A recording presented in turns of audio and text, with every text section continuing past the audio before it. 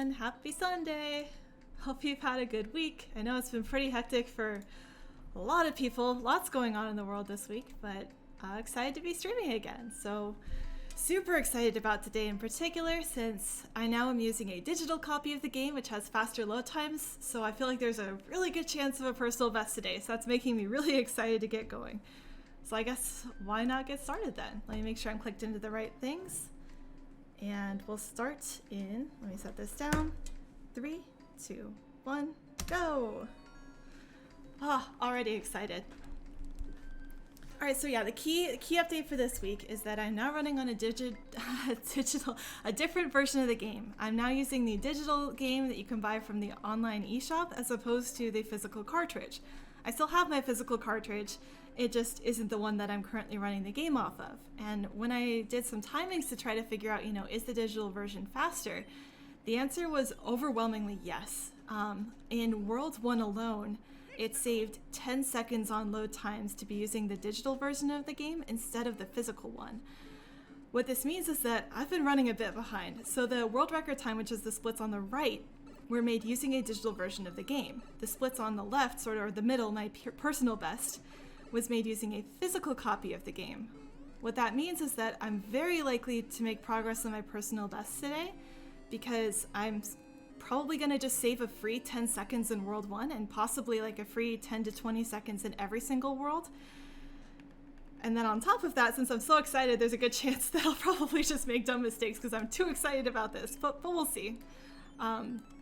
I did have to rebeat every single level in the game to sort of re-unlock them, but one of the fun things about speedrunning a game is that that's one of the things that I can do faster than almost anyone else in the world, so it did not take terribly long to re-unlock the levels. Oh, come on. What it will take a while to do is re-100% them. I only run any percent, so I don't have fast routes for all of the, for all of the different medals. And while you don't need the medals for any percent, there's reasons that they're helpful to have. So the first reason is that if you get a medal during a run, it slows you down because you see like a little tiny animation and then you waste some time, and wasting time isn't good. The second reason is if you get the medals, that's how you unlock the practice versions of the levels, and so while I can still practice on my old version of the game, it's going to be convenient once I have it on the new ones. Hey Phalanxy, hey, oh yeah, good to see both of you. Thanks Phalanxy. I know, I'm fingers crossed. I'm super excited. I've got a good chance today at getting the new PB. Possibly even sub 2 hours if I can play well, so I'm really excited. But yeah, so it'll take a little while to go back through and get 100% again. I do have 100% already in the first 8 worlds. That was one of my projects this weekend. I was watching Twitch and 100%ing levels just to get them all out of the way. I also took notes on my first, any percent playthrough on the new game, just casually not timing it, which medals I got, because I was trying to make sure I knew if I have to reset the game again, and I have to re-get all of the medals again, what's the minimum set of medals that I should get to ensure that I don't get a slowdown during an any percent run. So like, for this level, there's 2 medals. Defeating Bowser is never one that anyone gets as part of any percent, because that's super duper slow. You have to get 2 power-ups and sit there and defeat Bowser, and like there's absolutely no reason to do that in any percent. Depending on your route, you could land on that fire bar though, so if your route includes that fire bar, you would want to get that medal. My route does not. I skipped that fire bar, so both of these medals were completely optional for me in terms of like not losing time. Yeah, see, look, I'm just gonna get so many gold splits today, it's gonna be kind of wild. Hey Cypherjax, good to see you. Like, it's gonna completely destroy all my old gold splits. I'm super excited to see what my new sum of best is gonna be too, even if I like can't pull together a good enough run to get the new PB today. And like, now that the load times are the same, I can actually compare realistically against the world record times, because I've had the world record times on there just for reference, but realistically I haven't been running against them because I've had not a good realistic chance of tying them or getting close with sort of the load time discrepancy. But as you see now, like, I'm got a gold split by 9 seconds, and that brings me within 4 of the world record, and that was 1-2. That was my 1-2 invisible block climb not quite working out, so I'm like really close to being on par again, and it's been such an exciting week, like getting that sorted out, getting that whole thing to work. I was pretty nervous about switching to the digital copy of the game, not because like the digital copy of the game is any different, although it is, load times are a difference, but because I have a capture card, which means that essentially I had bought a modified Nintendo 3DS with extra hardware in this case to let me stream to my computer. Now the thing is, that's probably not officially allowed by Nintendo's terms of service. I would admit to not having read them in excruciating detail, but one of the things I had avoided doing on this 3DS for a very long time was doing any system updates or any shop interactions. In fact, I hadn't even connected this 3DS to the internet yet. This weekend was like the first time this 3DS has ever been connected to the public internet. And the reason for that is when you do a system update, Nintendo puts up some warning text that says if it detects that your system has been modified in any way, it can shut down your system. It can basically brick your system so you can't play games anymore, you can't do anything anymore. Well, I kind of want to keep playing on this system because this is how I can record and stream. So I think you could see how that would be like a really bad thing if it happened. So I was very anxious about that sort of update. Obviously, like spoilers, it worked because I'm still playing on the 3DS, but I ended up looking up like, hey, with Capture Card, does this issue happen? Does this happen? That's why I'd put off getting the digital version of the game for so long, even though there was so much evidence that it would be faster. But thankfully, according to the website, the Capture Card is a hardware-only modification, which I had suspected. And so Nintendo doing software updates is not able to detect the hardware modification that's made to the system. Now, if SSD types turns out to be another speed issue, that's going to be another scary point. Oh, okay, we're just going to play that safe. Because then I actually have to open up my 3DS a little bit, and then I'm worried, oh, what if their hardware modifications messed with the way that you change out something like an SSD card? But so far, so good. So I'm really excited that not only we were able to find, like, conclusively figure out the load discrepancy issue, but also that it was pretty easy for me to update to it. Like, there were no issues with the system update, no issues with the eShop. Everything worked out perfectly fine. I did have to spend all of $25 to get the alternate version of the game, but like, that's worth it for how much peace of mind it's bringing me and the fact that now I can be competitive again.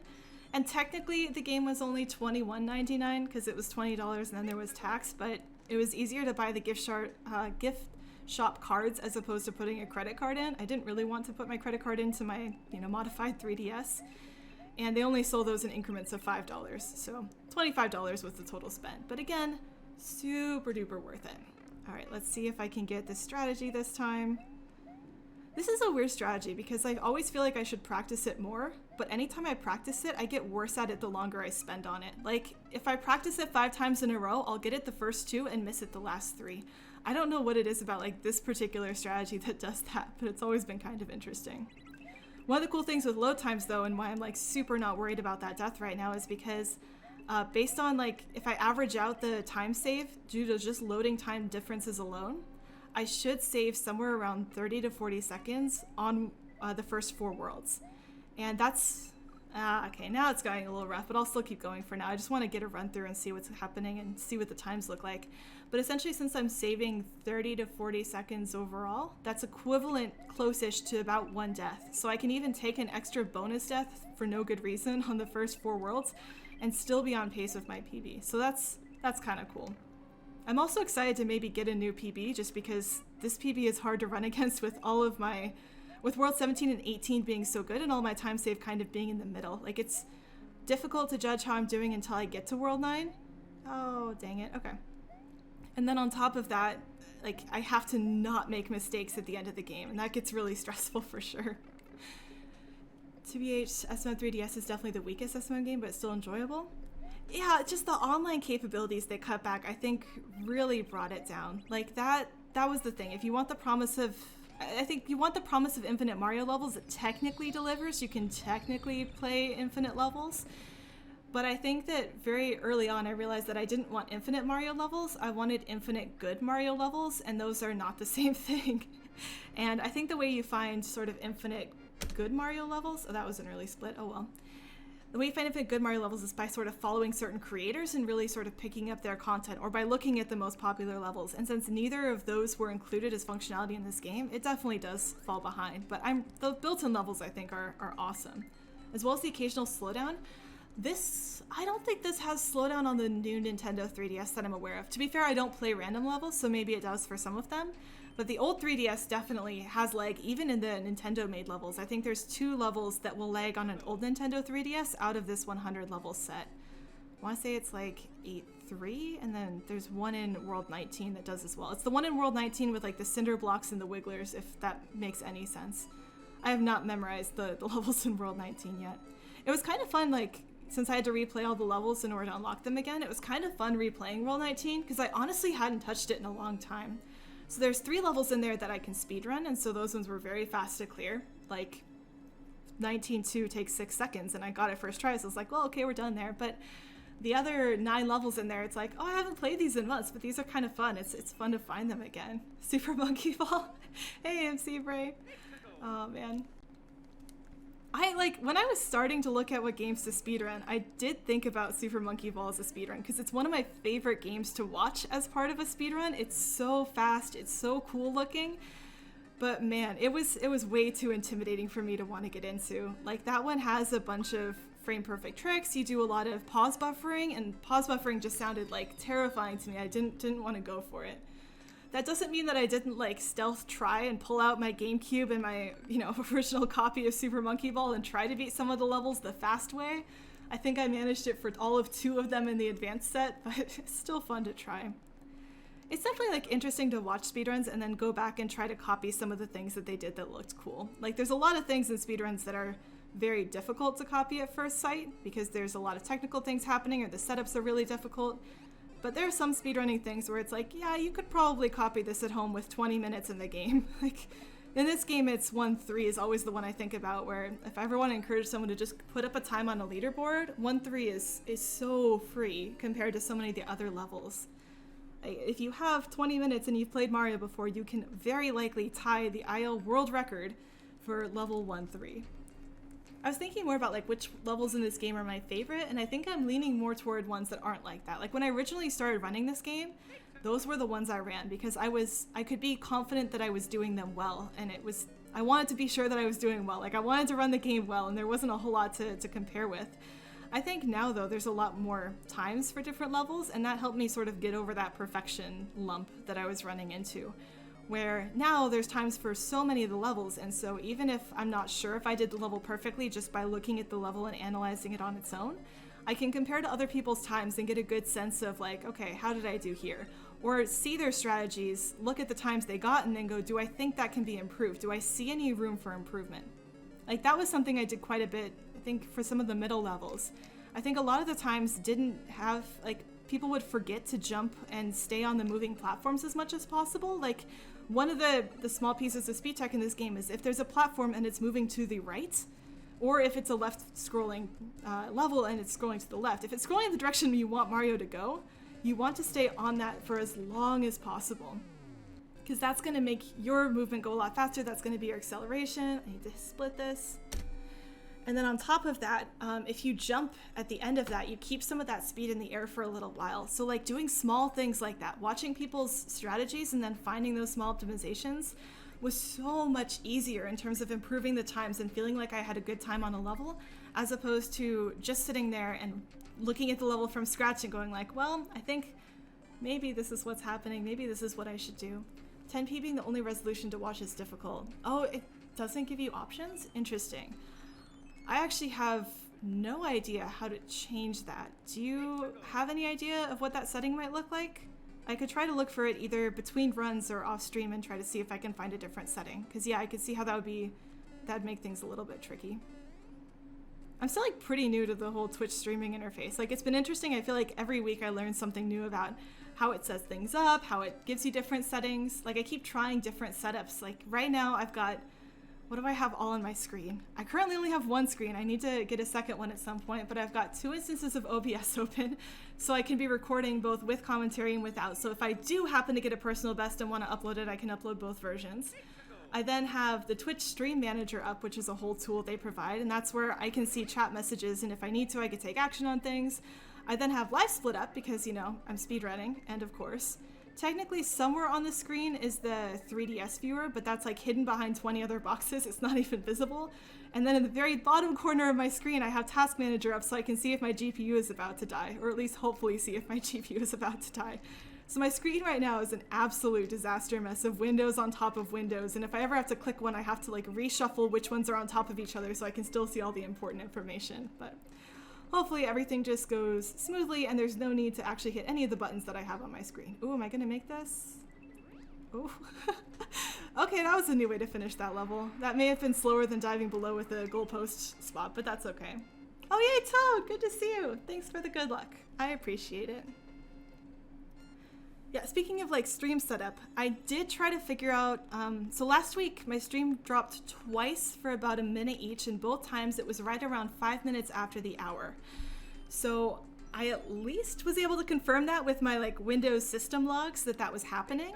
I still am not sure exactly what it is. There's two running guesses as to what, oh, I need this, as to what it could be. Oh, come back. And it's either that when my IP address gets refreshed, it's causing the switch. That seems unlikely because my IP address should be valid for like a day, 2 days. Or it's that it's trying to channel hop when a channel gets too busy. And I honestly didn't know what channels were before like this week when I looked them up. But basically I've now locked my Wi-Fi signal to a channel that had low activity earlier today. So I'm hoping that we don't get any more stream disconnects today. But if we do, they're gonna happen around 5 minutes after the hour. That's just always when it happens for me. So if it does drop then, hopefully it'll be back soon. I'll try to keep an eye on things. Oh, I missed that jump. Look at this. Whee. And then jump here. Oh, man. Oh my goodness. I just like panicked for a second. I was like, I forgot how this level works. I didn't really practice this one because I feel like I've practiced it so much over, oh, come on. Over the last few days, but clearly got some work left to do here, so maybe after stream I'll go back and try this one again. Well, that was an adventure, but it's gonna be done soon. Sub 2 today? I'm hoping so, Z7. Oh, bienvenidos! Yeah, fingers crossed. There's a decent chance, even though this run is a bit of a mess already, there's a decent chance, so I'm just gonna keep rolling with it. I can't understand you as the video keeps buffering and then jumping to live footage. Oh man, I'm sorry. Like, Plonksy, if you can find any way or any Twitch setting I should do, if you have a chance to look that up, I'll try to do it in between runs and see if I can fix this. So I use the C-pad or the D-pad. I use the D-pad.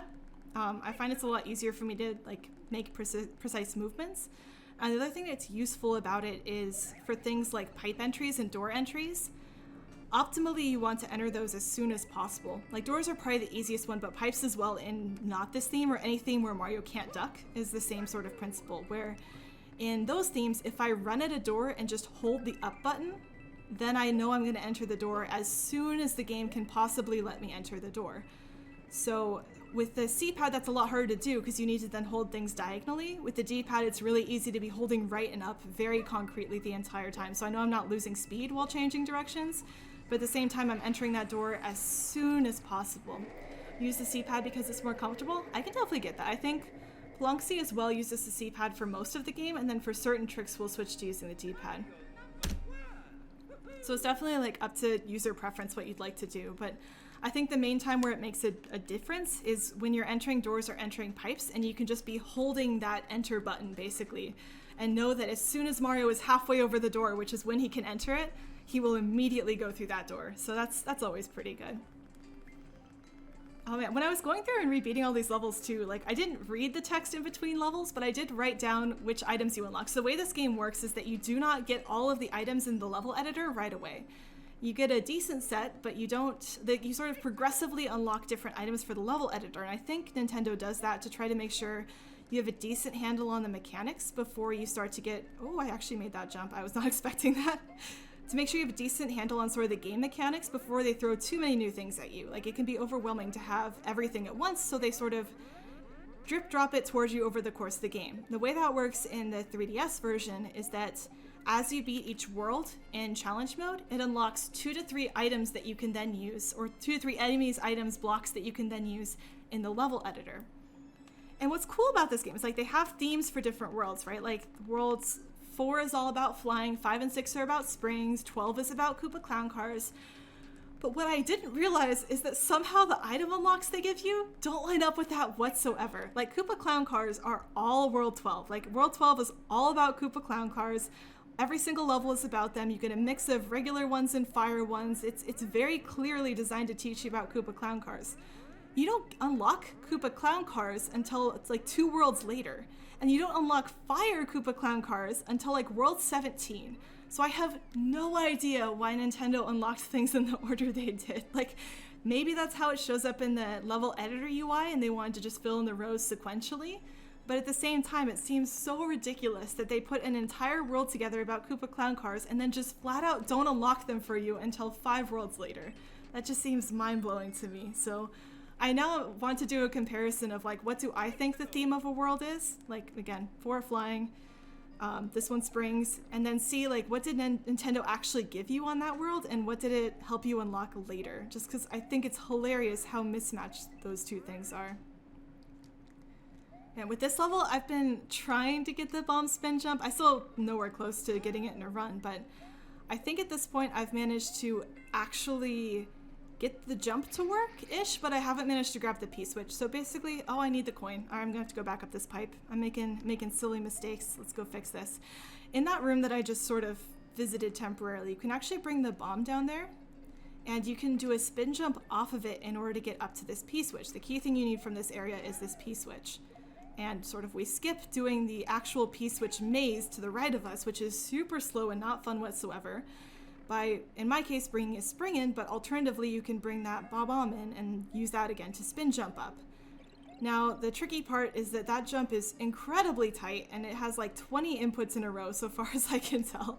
Like, I spent hours on, I think, Tuesday or Thursday just trying to figure out what order I needed to hit the buttons in to even re-grab the bomb in midair. Like, that's part 1 of this. That jump is throw the bomb up, spin jump up into the air, re-grab the bomb, drop the bomb, which involves pressing down and releasing the bomb button, or the B button, which is what I use for grab, and then jumping off of that, and somehow do this while moving to the right so that you can get to the next ledge. But in order to throw the bomb like downward and drop it, you can't be holding right, and oh my goodness, it's this complete mishmash mess of buttons all at once that's a disaster. So eventually I'll get that one. It'll probably be a long time before I do something with the bomb on a run, just because the spring is so much safer in my opinion. There's easier backups for it.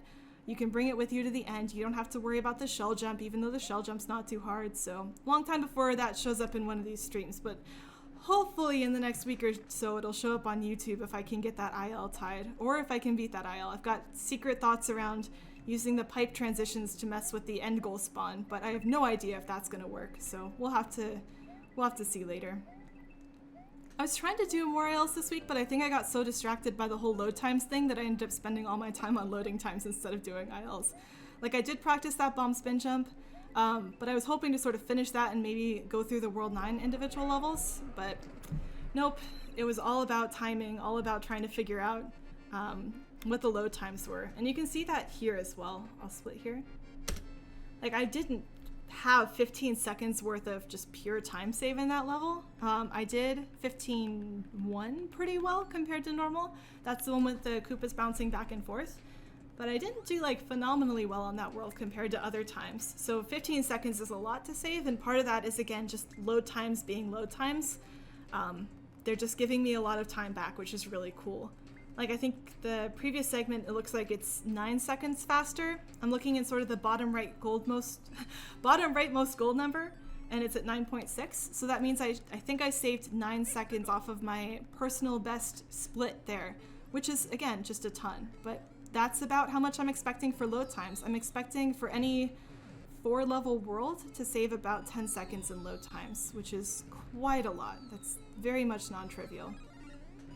That's like why I'm so excited about possibly getting a PB today. Like, even though as I'm running this, I'm like died a couple times, this isn't my best run ever, I'm still catching up because of those load time discrepancies. Now, like, I'm sorry if I'm talking about load times this like way too much, but I'm just so excited that like we finally solved this puzzle. This has been an issue since I first uploaded, so it's just like, it's been that monkey on my back. Like, what is going on? Why is this happening? Like, the first time that I realized it was an issue was I had uploaded my very first any percent run of this game ever. I cannot tell you how excited I was that I had an official any percent time for this game. It's been my goal to speedrun this game for years. I like finally this year actually dedicated myself to doing it. I put in the work. I got an any percent run, 2 hours, 12 minutes, was so proud of it. It was second place on the leaderboard, partially because no one else had submitted, but still, that was an accomplishment. I was feeling great about it. And I was like, I had submitted it and I was anxious about it getting verified just because it was my first time submitting something that long. And I don't know if this happens to all of you too, but have you ever like gone to a store and not bought anything and then felt awkward as you were leaving? Like, I get so nervous if I leave Target without buying anything that they're gonna think I'm shoplifting, even though like I didn't even touch anything in this store. That's kind of like how I felt about submitting my first run for verification. It was like, but what if like the video glitches and they think, oh, I want this hat, come back. What if the video glitches and they think that somehow I did something crazy? Like, I was just nervous. It was my first time. This was something I cared a lot about, super nervous. But it got verified pretty quickly. Like, it got verified by Romaine. It was up, it was official. I sent a screenshot to my parents. I told all my friends. Like, I was so excited about this. And then I think either the next day or the day after, I got a message from Polonxi on Discord. And the text of the message, as close as I can remember, said, "There's no way you recorded this on a new 3DS. The load times are too long." And oh my goodness, I panicked. Like, Polonxi, for those who don't know, is a mod of the game. And so there were two ways that I could have read that message. And I read them both ways and was panicked all over. One is, he could have been saying, hey, I think that you hit the wrong button. When you submit a run, you get to choose whether or not you ran the game on an old Nintendo 3DS or a new Nintendo 3DS. So he could have just been saying, hey, I think you chose the wrong option when you uploaded this video. You know, you may want to go back and check and then, you know, mark it as the old version of the game if it was the old version of the game, because that's what the load times look like they were. The other reading of that is, hey, this is a suspicious circumstance. I think you might have cheated. And I was like so freaked out, like, oh my goodness, please tell me that's not what's happening. Please tell me it's not what's happening. What made it worse is I knew for sure I ran it on a new 3DS. So what I did, I think that night, as soon as I had time, was I went and grabbed my actual old Nintendo 3DS with the game and my new Nintendo 3DS and recorded a comparison to be able to prove that specifically, due to a couple different levels, I was running this on a new Nintendo 3DS. And so I sent that to Polonxi. Then I got, oh no, I lost my hat. Didn't want to. Then I got super nervous. It's like, okay, well, with this gone, what's he gonna think? Is he gonna think, well, this just proves you're cheating, or is he gonna think that there's something else going on? And thank goodness he was thinking that there was something else going on. Like, he had no reason to suspect me, but still, like, it was one of those shoplifting things again where it's like, I'm paranoid just for no good reason. I get nervous about stuff a lot. So thankfully the next thing was, that's weird. And then he immediately was super helpful and like sent me timestamp comparisons that I could make between his any percent run and mine to help show that loading time discrepancy, to help show that difference. And there's a couple things that I figured out pretty soon after that. So then it became a challenge of, why are my loading times slow? Like, we know this is weird. Do we have an explanation for why that's the case? So we started looking at a couple different other things. You were carrying my phone and that happened. It's a nice message. You're talking about something we didn't yet. We did, yet I can't understand. No, I never thought you cheated. I didn't know you as well then, Polonxi, so I had no idea like what your message was meaning. I was hoping that wasn't the case, and I think it's pretty clear that you didn't. So I appreciate that you're saying that too. But then we started to work through like, okay, what could it be? And so one of the differences is that I was recording via capture card, right? And I had previously been recording via my phone, and Polonxi does as well. So the first thought was, maybe the capture card is slowing things down. Maybe there's some setting I have that's causing problems with my 3DS. And I didn't think that was likely to be the case, because even then I thought that the capture card was likely hardware only, and so it shouldn't have caused a software slowdown, which is what loading times are. But still, we wanted to check. So I timed my any percent run that I'd recorded with my capture card against my phone recordings for individual levels. And there was oh shoot, that was the end of the world. Oh, I'm sorry. Okay, so we're a little bit ahead, but unfortunately I didn't split, so it's hard to see. But we'll split next word. We'll catch back up. And there was a difference. So there's a difference between my capture card and my phone. And oh man, that was so disheartening, because it's so much easier to record with a capture card. Like, there's no way I would really be streaming with my phone. I don't have a good enough setup that I've managed to work. If I was really, really serious about that, I could probably work something out. Polonxi's done a good job figuring that one out. But it would be so disappointing to realize that this way that I can record the game that's better quality, that's more interesting to watch, that lets me stream, doesn't work, right? If that's just flat out slower, then if I want a realistically good time, I would have to not do this. And that would have been really sad. But interestingly, as I kept comparing, what we learned instead was that ILs are just slower than any percent. For whatever reason, if you load a level from CoreSpot, which is how you generally do ILs and how you sort of pick specific levels to try and practice, somehow that's like 2 seconds faster than running it in any percent. So that was the first thing that this whole exploration led to, was like, that was unexpected to me. I have no idea really why that's the case. So then we started pulling other ideas out, because it turns out that even with comparing my any percent to Polonxi's any percent, the load times were still off. So thankfully capture card wasn't part of the fact or part of the equation, but clearly something else was. And that's when Palongsi suggested, hey, wait, I have a digital version of the game. What are you running? And it's like, oh, I run the physical cartridge. And so for a long time, that, as well as the SSD card, were sort of the two theories we were running with. And I already mentioned earlier how I was super nervous about like actually buying the digital version because of the whole capture card setup. But finally this weekend, it was like, you know what? I need to try this. The first thing I did, because I was still trying to avoid buying a second copy of the game, was I went and timed every level I could find for every submission that I could reasonably time for level 1-1 to try to figure out if there were like clear lines between the different times. Like if I could guess just based off of the time whether or not they were running a digital, physical, which SSD card they were running. If it showed those differences, it might have been easier to then just ask the community, hey, you know, I think there might be this discrepancy. Would you mind letting me know what copy of the game you have, and I can go look that up and, you know, see if there actually is a load time difference. But it turns out that even with how I was trying to time things, it was, oh, come back. It was too difficult to really get a line in there. So that's when I finally gave up, I guess, and just bought the digital version of the game. And then I went and I recorded the full World 1 in any percent for this, and then compared it to my current personal best. And long story short, 10 seconds of difference. Not only at the load times like right now, this is a load screen, but the load times at the end of the levels too. That was something else that blew my mind. And that one I learned when I was watching Palongsi's world record and comparing it to my personal best, was that even when the course, like at the end of this level, the course clear screen loads in, like that yellow screen, even that is timed differently. Oh, he did the second hammer. I was hoping he wouldn't, and I should have gone after the first. But even when that course clear screen loads in is a discrepancy. I'll just get this for safety this time. So there was double load times that I was getting killed by. It was load times at the start of levels when the screen goes black, and in this mode you see the number of lives Mario has left. And then at the end of the levels when the course clear screen rolls in. And that one I timed by checking when the next button showed up. Oh, I almost ran right off the side of that. I am so lucky I am not dead. Okay. That was oh, water reminder. Okay, thank you, East. I completely forgot. Every time. Okay, I'm gonna hit next and then I'll grab some water. I appreciate your reminders here. I need those. I do have water sitting next to me. Let's get water. Yay. I have thought more about the whole camel pack thing to just have constant water so I don't have to like step away for a second, grab water, remember about it.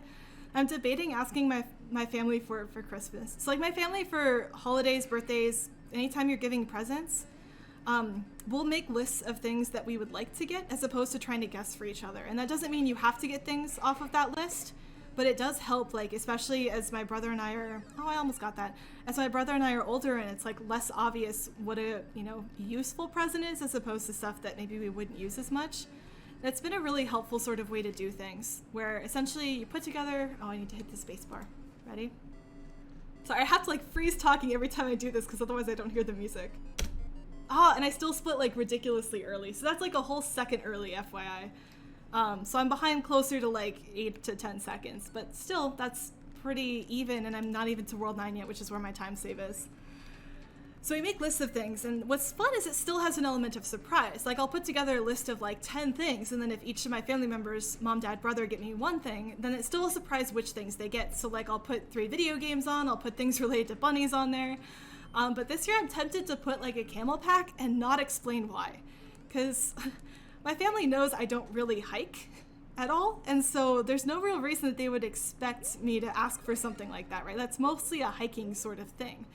If it was on my dad or my brother's list, it would kind of make sense. They were both Boy Scouts. They went on a ton of camping trips when, you know, I was a kid. They would leave for the weekend, go do fun adventures, come back, be tired because they were sleeping on the ground the whole time. But my mom and I would then have like tea and watch Jane Austen movies while they were gone. So getting a like hiking type gear would really throw my family off. So I'm super tempted to just put it on my list and then just wait to see what the questions come in is like, what, do they have a guess as to why I'm asking for this? What are their thoughts? And then also just to hear their reactions. Like I'll want to video call them for this, just to see and hear their reactions when I explain that it's for streaming video games on the internet. Because my parents are like supportive, but they don't really know what this is, and that's okay. They still love me, I still love them.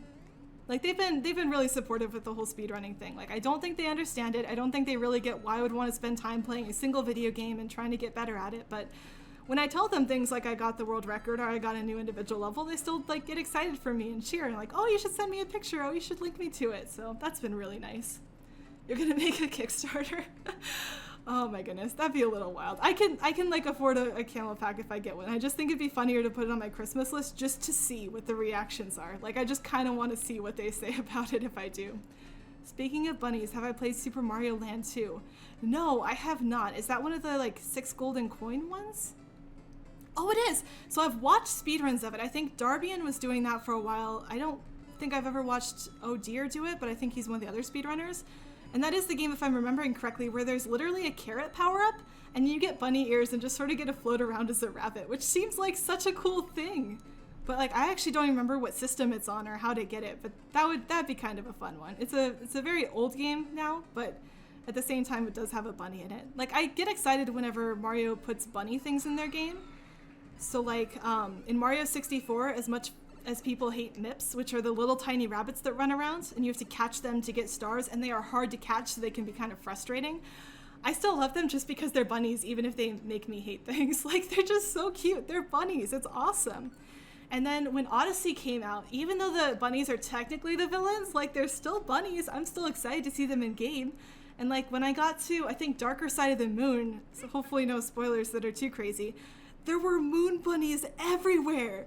I took so many in-game pictures on the moon just because I was so excited about moon bunnies and I thought they were awesome. So like, I'm pretty sure half of the pictures on my Nintendo Switch are just moon bunnies from Odyssey because they made me so happy.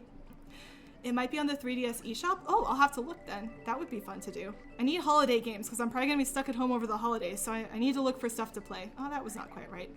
Also, I finally learned the fast strategies for this level, and I now have like a recorded video that I didn't upload yet. Bad on me, need to do that. Where I actually can tie the world record time. It's a really hard IL to get, but I'm glad that I learned the strategies because now I don't have to play this level quite as chicken. Like, I can just sort of go for the faster strategies. Definitely am saving time on this level in particular because of that. So shout outs to Pelonxy. I feel like I shout him out all the time, but that's just because he's awesome. Shout outs to Pelonxy because he put together a guide for this level that was super helpful. And then as well, he has a recorded video of this that I could use to compare and see, like, am I going early, am I going late? So really appreciate that. Like, if I was doing individual level splits, that would have been a goal. That's the fastest I've ever done that level on stream. It's on the original Game Boy, and yes, it's on the 3DS shop for $4.99. Ooh, that sounds awesome. Okay, that may be something I try to play over the holidays then. I could try to stream that, maybe on an off day too, if that sounds interesting to people. But that sounds like a fun game. Older Mario games are definitely interesting. Like, a lot less forgiving than, oh, I need the star. It's going the wrong route. Yay. A lot less forgiving than, you know, sort of later Mario games with just as many lives as you can hold and all of those things. But it's still fun to play. Man, this level I get mixed up because for the longest time I didn't think the star was faster, and so I had a separate route that I did that involved, unfortunately, a frame-perfect jump, I think, or at least very close to it.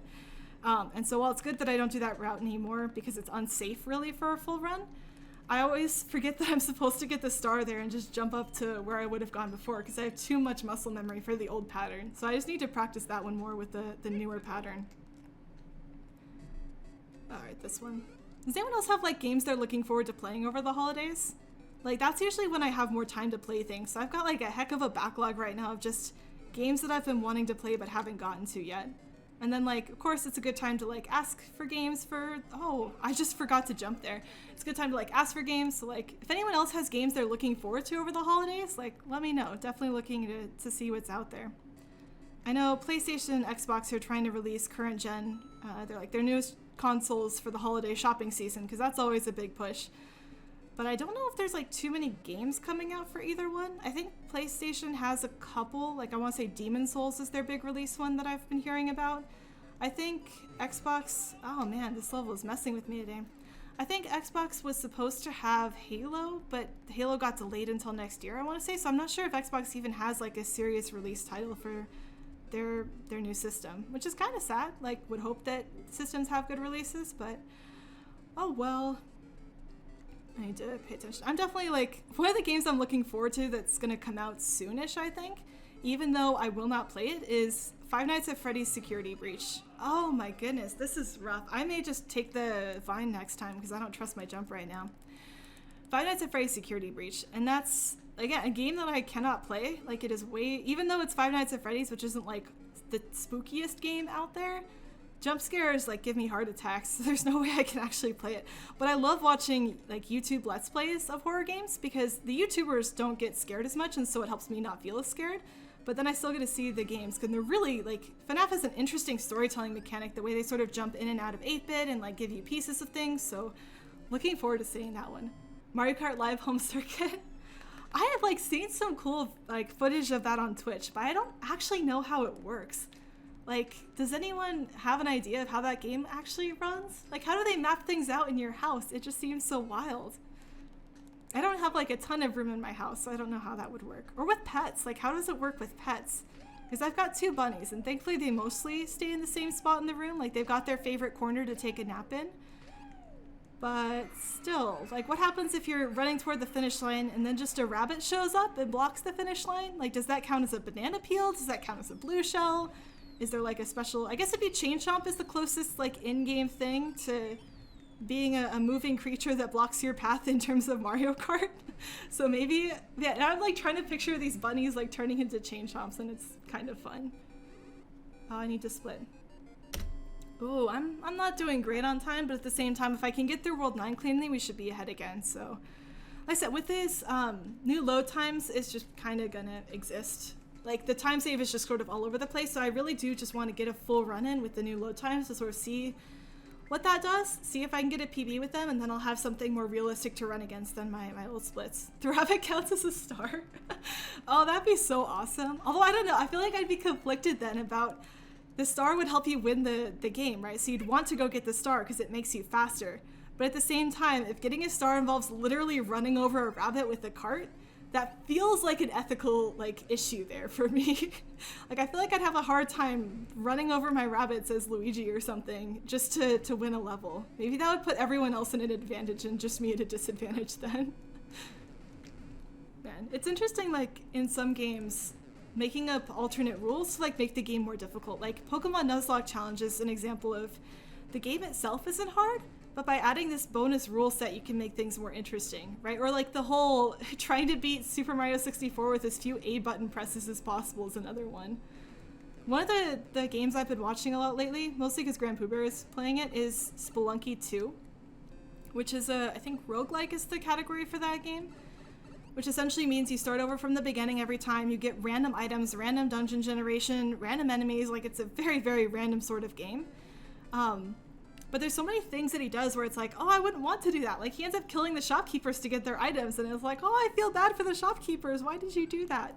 But like it's a legitimately good strategy to steal from the shopkeepers because then you get items and you don't have to pay for them.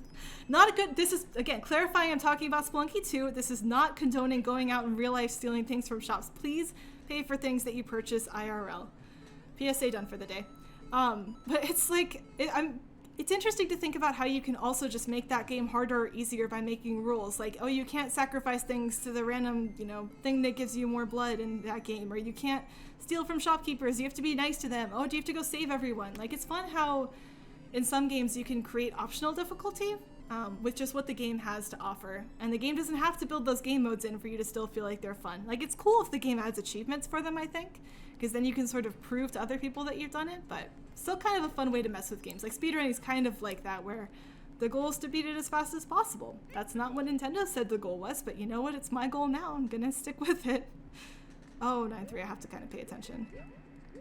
As I go into different levels, it's like, oh, how chill can I be on this one? Do I have to watch super closely? This one is definitely a let's watch every single move that Mario makes on this level.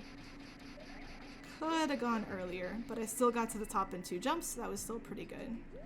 Come on, mushroom. I think I made that? Yes. Okay. Whee! Man, 9-3 always makes my heart go a little bit faster, sealing all the green pipes. The rabbit would count as an obstacle on a track, so it's best you just leave the bunnies out of it. Yeah, I wouldn't want to lock the bunnies away just so I could play a video game though. That's one of the interesting balances with owning rabbits is it's like they only exercise if I let them out of their house, so I want to make sure they get as much out of their house time as possible. It's there's definitely been nights where I've stayed up for an extra hour just because the bunnies look so comfortable. I don't want to put them away, which is not great for my sleep schedule, but is pretty good for my happiness adorable meter that I try to keep filled throughout the day. Bunnies are an excellent way to keep a happiness adorable meter filled. Like pictures of, puppies and kittens works too, but for me, bunnies just like is the thing that works the best. You love spunkies? Nice. Do you have like a favorite change they made in the new game or anything? Like they seemed like they made a lot of upgrades. You call that a PSA? I've seen some with the scare factor of FNAF.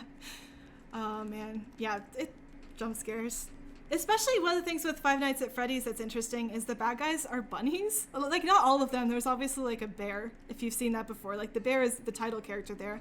But like the super evil mastermind that's like killing all the kids is always dressed up in a bunny suit.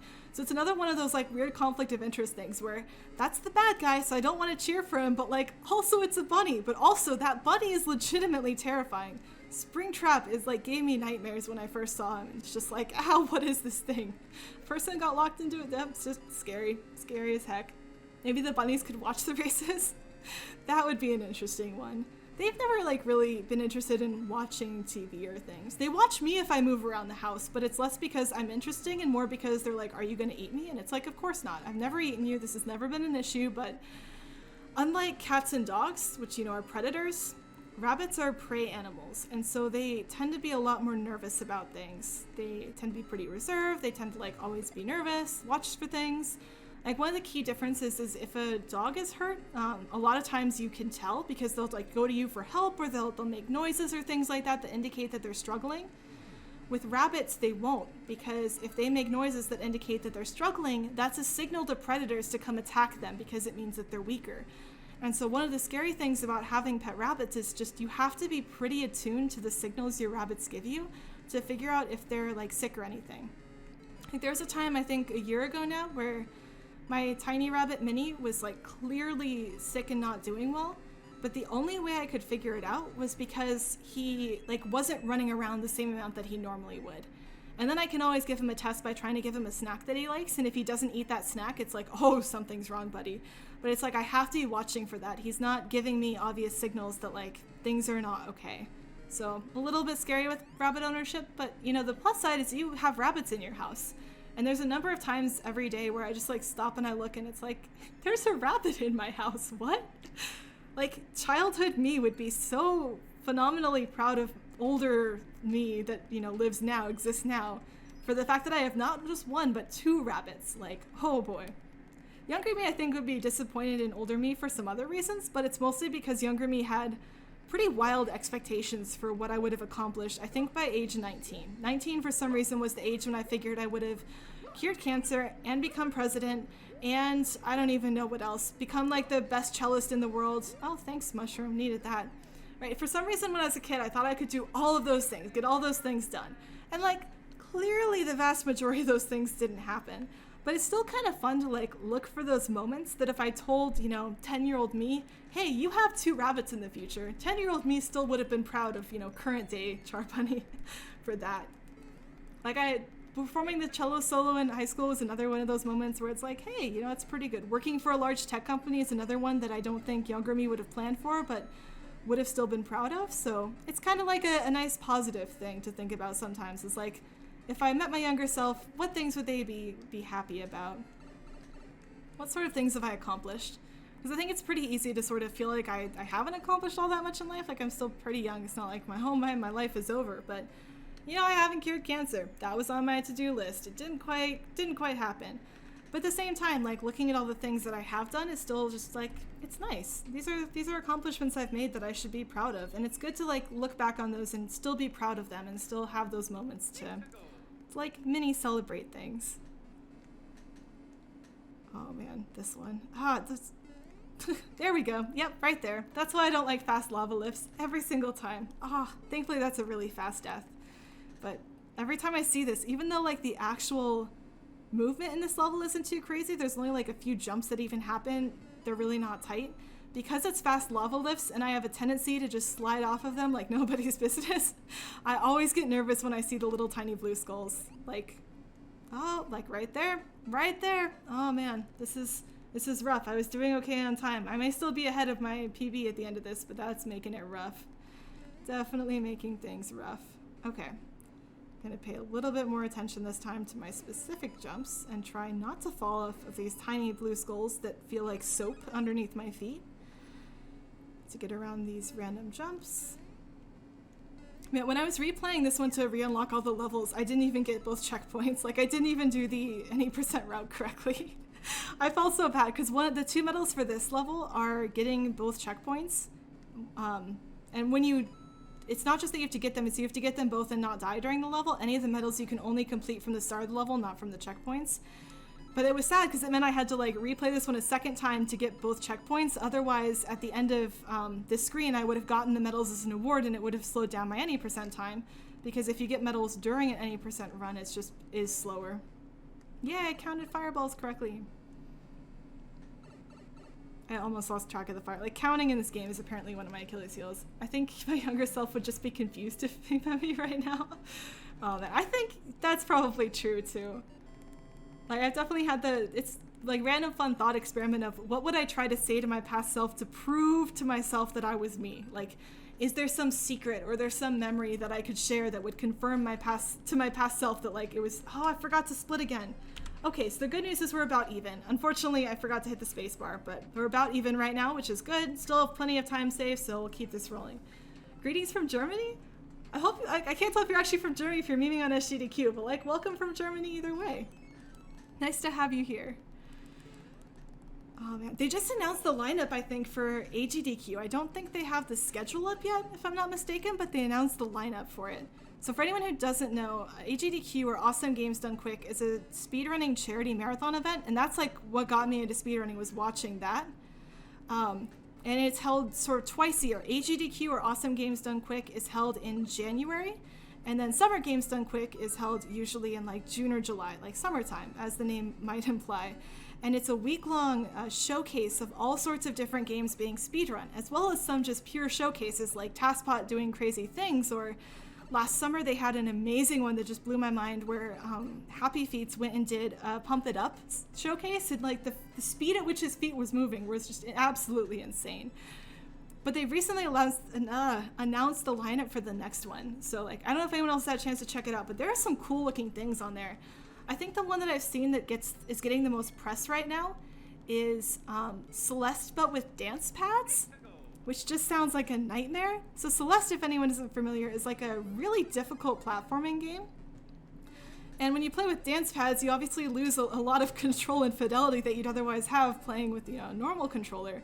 So I'm really interested to see how this person manages to pull that whole deal off, because that's going to be absolutely insane. Like, I definitely need to find out when on the schedule that is and just make sure I'm awake to watch it. Or if I'm at work, I need to take that hour off of work because I need to see that. And then the other one I'm super excited about on there is, what am I thinking of? Mario 35. So Mario 35 isn't really a speedrun type game. It's like a battle royale. But when it came out, I Ate Your Pie and a couple other streamers realized that it could be a fun GDQ showcase because it is a pretty entertaining game to watch. Like, it's got some cool things going on. And so I was actually watching I Ate Your Pie's stream when he recorded the submission video that he sent in for doing a showcase with other runners. And so I'm super excited that that one got in because I think it's going to be really fun to watch and just see like what the strategies are, in 6 months when they go and submit. You've played it, it's fun. Celeste, yeah, it's really fun. I loved that game. But it's gonna be an interesting event. Like, I'm excited for AGDQ. I was definitely a little nervous when SGDQ happened. So normally the event is run in person in like a convention center, and I've never gone in person, but you can always, when you're watching from home, still hear the crowd cheering along, hear them becoming excited for what's going on, encouraging the speedrunner, all these other cool things that make it really feel like a live event. And of course, with coronavirus, that was unsafe to do. And so last year for Summer Games Done Quick, they did their first ever online event. So everyone was sort of streaming from their own homes. There was no crowd. You still had some commentary, but it was a different feel. But I was really excited because I think they still managed to make it feel like the event. Like, it still felt like a special 2-time-a-year event. So I'm glad that they managed to work it out for SGDQ. I'm excited to see that like get even better for AGDQ. Pulling off like an online-only event, if you're used to doing in-person ones, seems really difficult and challenging. And I'm so impressed by any person or organization that's managed to make that switch, especially with sort of the short notice from COVID in terms of like all the different skills you need, the different planning you need, different setups. Like, I'm guessing, I can picture, oh no, I want Yoshi to come back. Did I catch him? Yes, I caught him.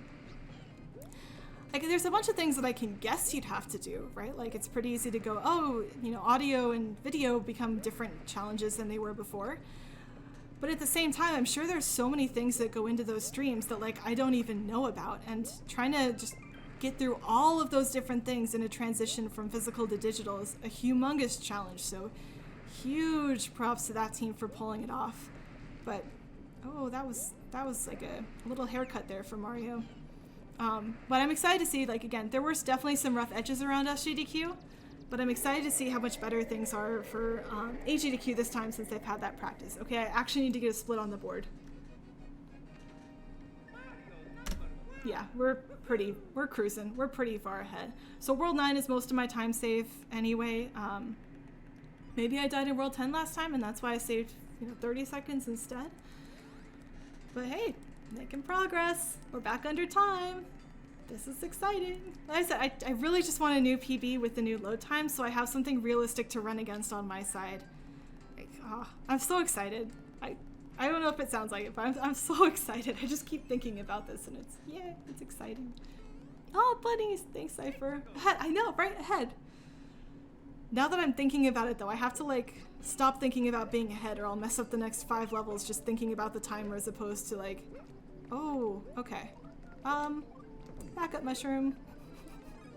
This is not how this level's supposed to look, but if I go fast enough through this section, I can damage boost it. I've gotten better at recovering the first part of this level.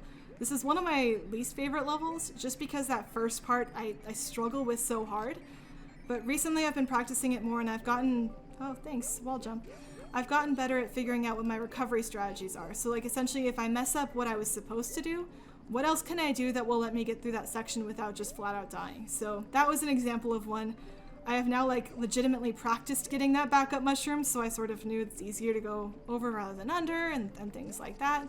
But that's one of the things that I think is kind of fun about speedrunning is like as I get better, I'm going to get better at not only just beating the level quickly, but knowing how to recover more elegantly than flailing around with Yoshi like, I don't know what's happening.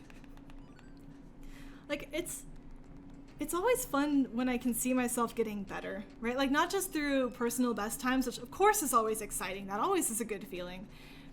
But also with like being able to see my progress on like 9-3. Getting 9-3 more consistently is I think a good benchmark for me of how I'm doing. Because that level has so much skill expression in it compared to some of the other ones. Or like 18-8 is a great one. Whichever one has Magic Koopas in it is a good one. Any of the levels that just have lots of moving pieces that you can practice getting better at. Like this one I don't feel like, oh, you know, this one's such a great one for skill expression. It's, you can mess it up, but you're not going to do it phenomenally well. Like sure, there's a couple corners to cut, but when I finish this level, I don't get that feeling of, oh, I nailed that level. I did it so well. I get the feeling of, all right, cool, didn't die, what's next? So like 9-3, 18-8 are levels where if you finish them, like I feel like I can feel good about my time as opposed to ones where it's like, all right, at least I didn't die.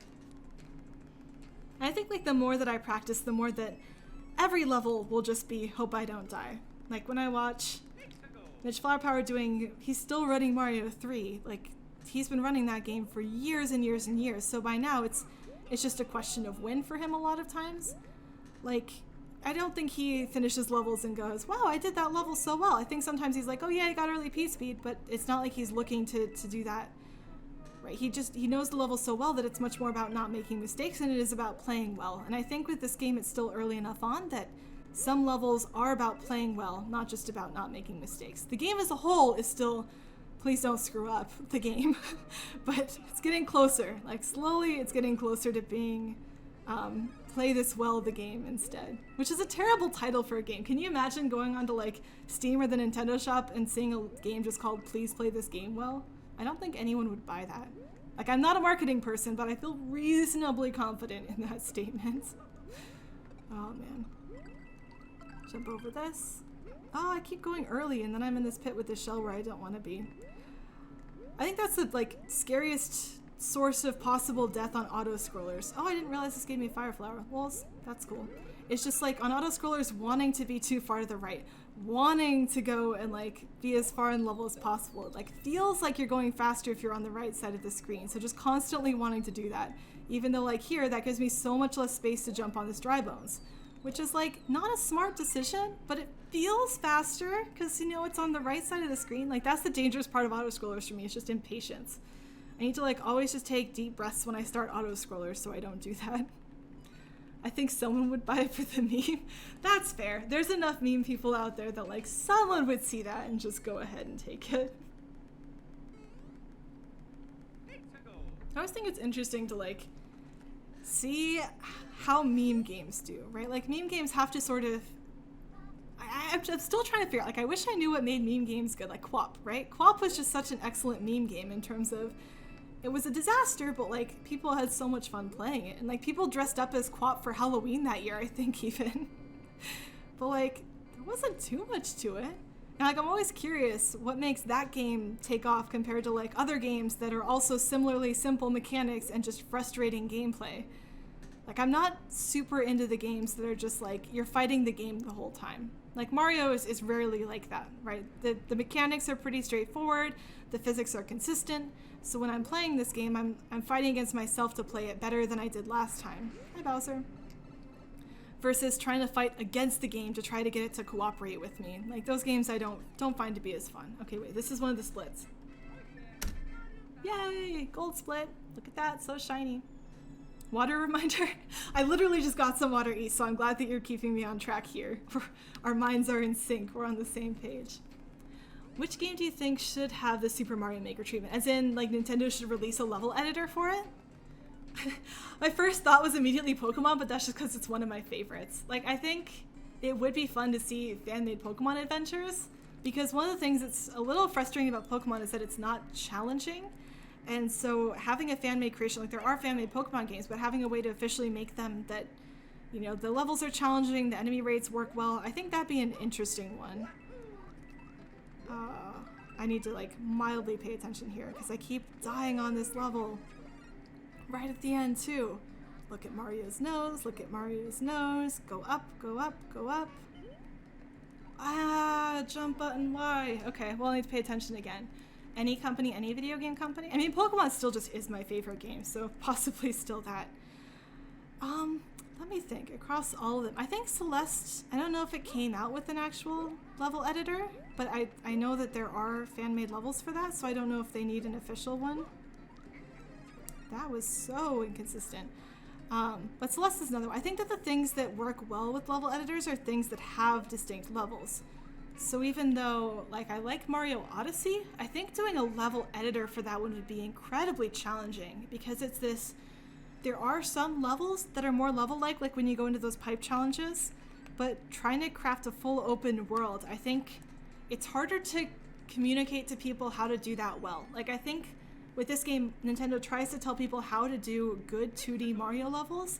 I think it's much more difficult to communicate how to do a good open world level. So I don't think open world would be my first choice. I think things with distinct levels is still sort of where I would be at. So despite the fact that I said Pokemon, which is definitely a little more open than other things. Like Legend of Zelda, I think would still be pretty hard. Like I think a dungeon maker maybe would be the closest I would get there.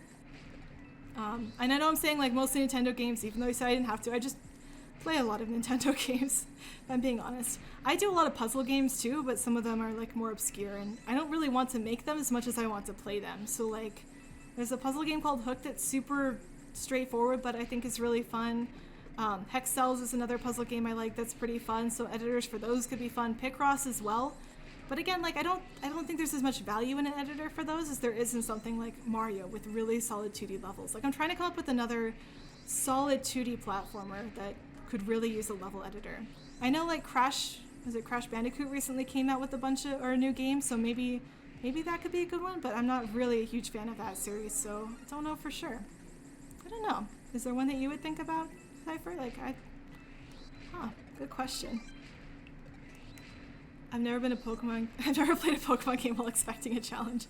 I mean, as a kid I did. Like, I celebrated so hard as like a third grader when I finally beat Pokemon Sapphire's Elite Four, but you know, I also only had one Pokemon that I'd leveled up the entire game because I didn't know how teams worked, and it was just a Swampert, and trying to fight Swampert into the Ice Water gym, or an Ice Water Elite Four member was a challenge to be sure. And then with dragon types as well, right at the end of that game that are water resistant, it was like, well, this got harder than I thought it would be. But yeah, modern times, it's like I'm never going in expecting a challenge either. Like, I'll skip certain things to try to make it more of a challenge and to keep things interesting. Like, I think I was 10 levels under on the final battle in the latest Pokemon generation, which made that battle very tense and interesting. But it was like I had to sort of try to skip certain things, and I had to try never to use the power-up candies to make sure that I didn't get over-leveled. You kind of had to fight for it. Alright, Bowser fight time. 1, 2... Ah, he jumped. Why is he jumping today? Okay, this is actually going well. That should be it. Yeah, it's not a bad Bowser fight. It helps if Bowser just never decides to throw fireballs at you. It turns out that makes fights faster if your opponent just gives up. Kind of convenient there. Puzzle game called Mario vs. Donkey Kong. Oh yeah, Paloxy, that's the one that, that's the one you've been putting out speedrunning times for, right? Do you speedrun, like, you speedrun that game too, I think. It looks interesting. That would definitely make sense as an editor from what I've seen of it. Oh, sorry. The Link's Awakening Switch remake has a level editor? Oh, that's kind of cool. I don't think I've played that one. Same with the PSP remake of Megan 1. I don't know if I've ever played Megan 1 or heard of it. Would you mind telling me what sort of game that is? It sounds interesting. Yeah, I think maybe I'm just too biased because Super Mario Maker, like, I think did work so well that I just feel like 2D level editor is the way to go. But it's... I think they work well. I think it's easier to sort of put that together. Oh, I guess I would like to be able to edit, like, dance games. I know Osu does level editing, but I don't play Osu. I play, like, DDR-ish. I play DDR Mario Maker, which only kind of counts as a DDR game. And then I've been doing Pump It Up by watching YouTube videos and using that as a way to motivate myself to exercise at home. It's a really fun game. It's got lots of songs, too. So being able to, like, make my own step charts for those, I think, would actually be really fun. Oh, Mega Man. Yeah. Oh, yeah, that would make sense. There was a Mega Man editor for a while. I think it was unofficial, but I've seen, like, custom Mega Man levels. That also definitely makes sense as a game. Or, like, makes sense as a game that you would switch into Mario Maker. Obviously, Mega Man makes sense as a game. It's a little too popular to take a different opinion on that one. Mega Man speedruns can also be pretty fun and tense, because a lot of times they take as many damage boosts as they humanly can, and so they're always on low life, always, like, 2 hits away from dying to bosses, and it makes those really tense to watch. Especially as races. Mega Man races are usually pretty solid events at Games Done Quick, so I look forward to those when they're on the schedule. Oh, I almost got my head taken off by a fire bar there. That would have been suboptimal, to say the least. Alright, drifting course time. Let's see how my drifting skills are today. Oh, drifting skills involve lava. That's suboptimal too. Ooh, I was gonna head right into those spikes. Man, I should never narrate for F1 or NASCAR. Like, I would just sit there going, ooh, those cars are fast. I feel like all my commentary was for that section. Look at Sonic. Ooh, Sonic's a good idea too. I could definitely see that one. Dang it, was that my split again? Well, so the good news is, FYI, we're about 30 seconds ahead, but I still cannot split on time. So if this does end up being my PB that I run against, I will go back through on the video and retime when the split should have been, and so next time I stream I'll have all of these gaps filled in. But for today, the heads up to the chat is that we're about 30 seconds ahead, which is good. Like, we want to be ahead. That's better than being behind. 13-1, okay. Name was a game of the Catherine family? I don't know if I've heard of the Catherine family of games either. Man, I'm always mind blown how many games there are that I've just, like, never heard of. Like, there's just so many games. It's kind of like how there's so many books, but, like, I feel like I know there's so many books, so of course I've not heard of all the books in the world. There's too many of them. With games, like, there are so many games that people absolutely love that I've just never heard of, and it's always kind of cool to, like, learn more about games that you've never seen. That's one of my, that's one of my favorite parts about Games Done Quick. It's just, like, learning about all these games that, like, exist, that I had no idea existed. I'm waiting for this chain chomp at the bottom because he likes to eat me if I do that section the way that I did. So in that section right there, if I don't go as fast as possible in the lowest part of the stage, there's a chain chomp that, without fail, always eats me. Always eats my head off. And so if I miss that jump, I need to slow down and just sort of wait for them to clear out so I can reliably get through. So that was slow, but it wasn't dead. And again, slow is better than dead right now. You like the Catherine game? It's helpful. Aww. And what sort of game is Catherine? Is it like a spooky game? Is it more of a platforming game? I'm gonna actually wait to hit this. Oh, I missed it. That's okay. We'll get it in a second. trying to think of like what games I've played that other people might not have heard of. Oh, well, one of the games that a friend of mine and I used to play that was kind of fun and super random and not a good game, but you know, why not, was Nancy Drew. Like Nancy Drew came out with a whole sequence of, or like a whole series of computer games. They might still be making them, I actually don't know. That were all sort of like text-based point-and-click games, and they weren't really good. But at the same time, it was still fun, because I liked the Nancy Drew books so much as a kid. Like, I liked the puzzle solving, the mystery part. It was a fun series to read. But the games were not good, but at the same time, it was still fun. And they were still, like, especially as a kid, I was still scared. There was one that I think I played on my own without my friends, and it was like the Haunted Thornton Hall. It was some, like, thing set in the southern states, and it was a creepy mansion, and it had burned down, and there was maybe still a ghost haunting it. And like, even though it was a Nancy Drew game, which was quite literally and very much made for kids, it still scared me because it had scary music. Like anytime there's music, I tend to just like fall into the mood. So like, if there's sad music in a movie, I'm gonna start crying, especially if there's a cello part. If there's scary music, I'm gonna feel nervous and anxious because there's scary music. That's usually more violin than a cello thing, but still. So even though the Nancy Drew game like legitimately wasn't scary, it still like had enough music to make it feel scary. The level sucks waiting level. Yeah. That level exists in this game, and I'm kind of sad that it does.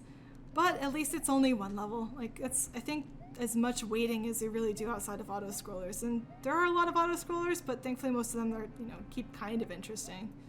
That's like, I think, just the worst one where it's legitimately waiting only. There is nothing you can be doing there.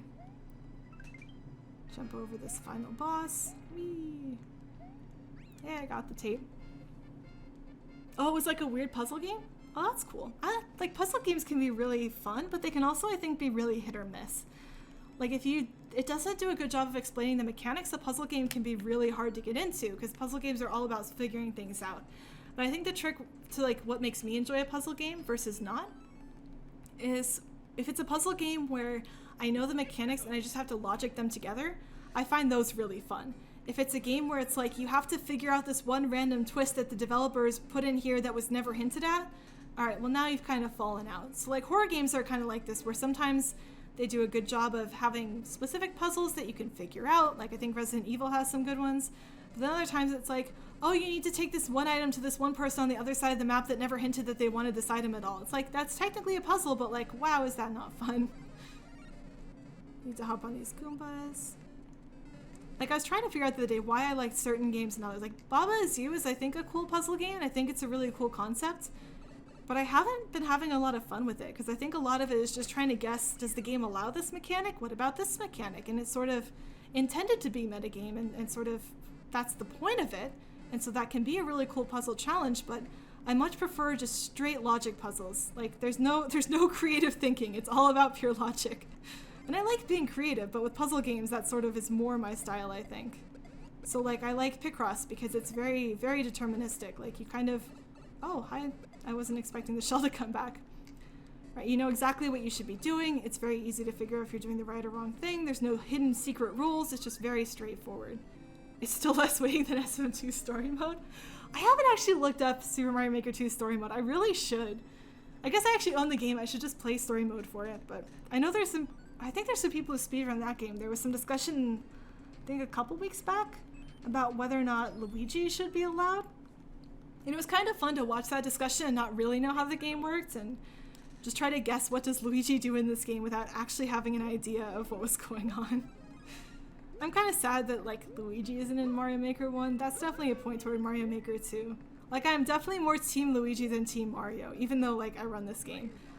One of my favorite, you know, childhood games was Luigi's Mansion, and that always gave me a soft spot for him.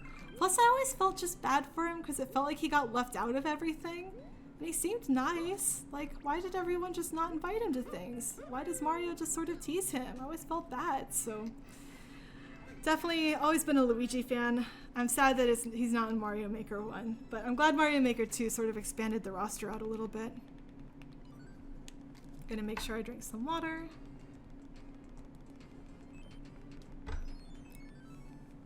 You completed the mod cipher? Nice. I'm pretty sure there's a separate category for using Luigi. I think so. I think they voted to make it a separate category. I think they were trying to figure out options. Is like, is that a separate category? Is that a subcategory? Is that allowed? Is that not allowed? Like, I think that it's interesting to see the conversation and look at the decisions or the thought process that goes into making a decision on whether or not there's a new category. Like, I think watching speedrunning from the outside before I really started doing runs, it kind of seemed like everything was already there. Like, there wasn't anything you were doing separately. Like, the categories existed and you just sort of ran them. Oh, I spun too early. I usually spin late. That's okay. Can try this again. Whereas, like, now that I'm in a speedrunning community and, like, watching things a lot more closely, it's been fun to sort of see how those decisions get made. Like, what is the process for adding a new category? What is the process for determining if something should or shouldn't be allowed? Well, now we're just going to wait patiently for these saws, and then we're going to skip the last one. There we go.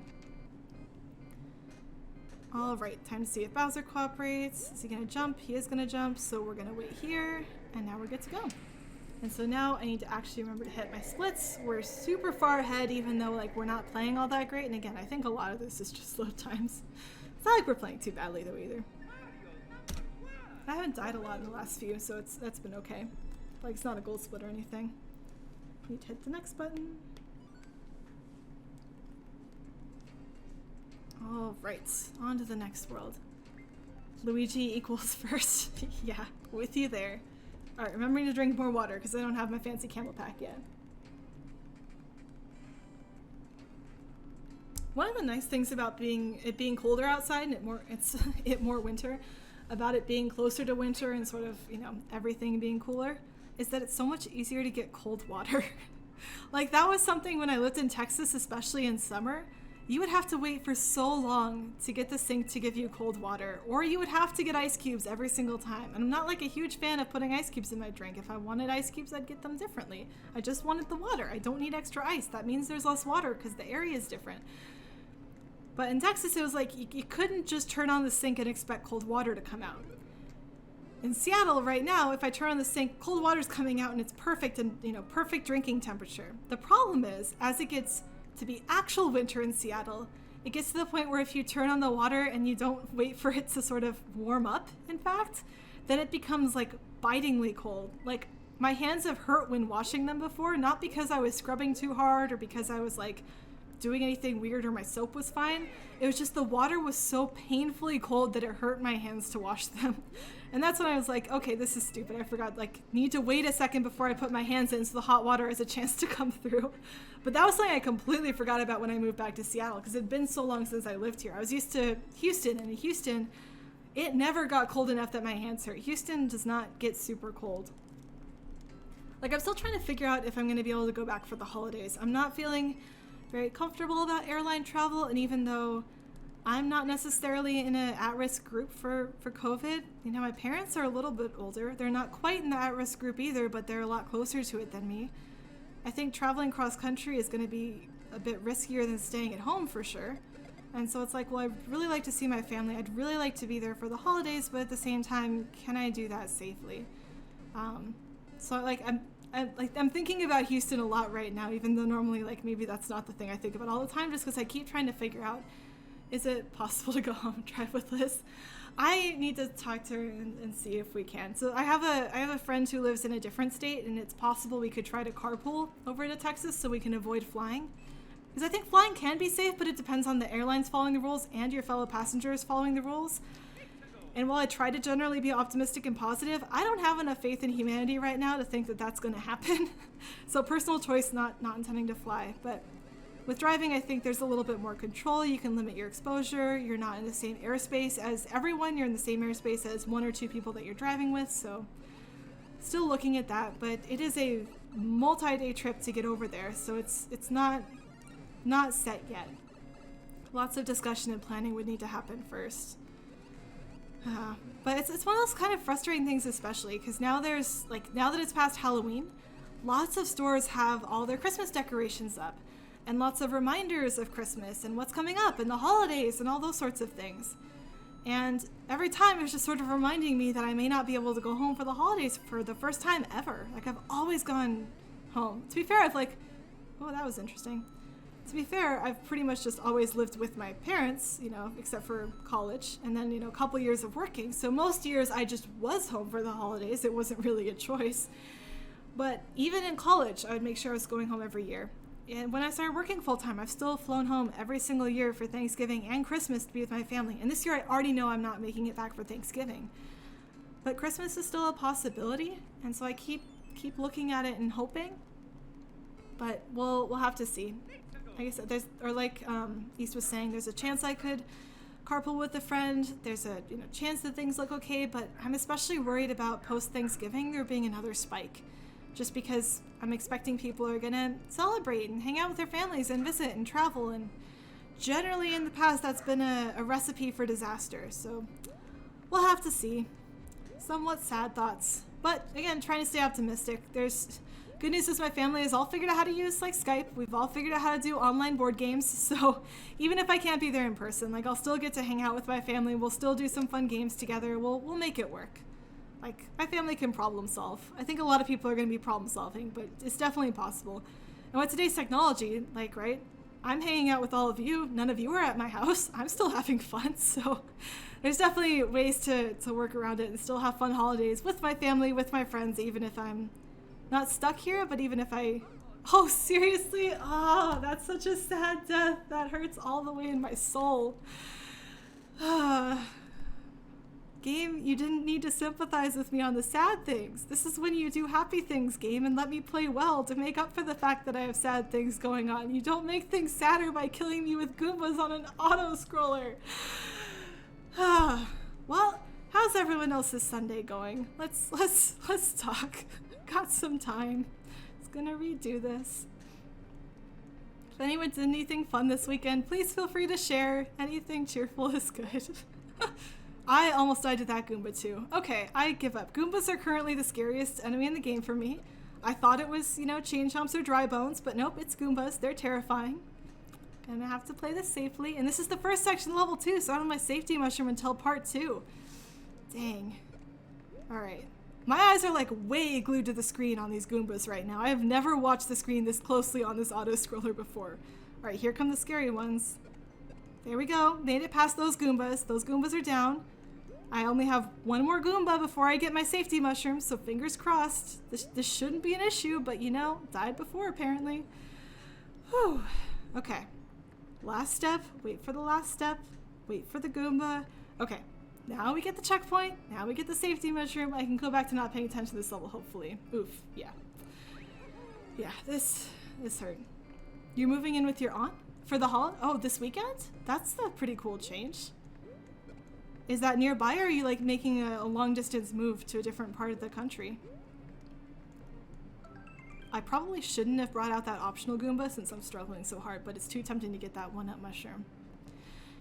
Yeah, with the pandemic and everything, there's someone from my work who ended up moving back in with their family just because they were living on their own. And so they were like, well, I can't hang out with my friends anyway. Might as well at least go back and live with my family because then I can hang out with them and, still at least have some people around to talk to when everything is shut down and everyone's staying at home.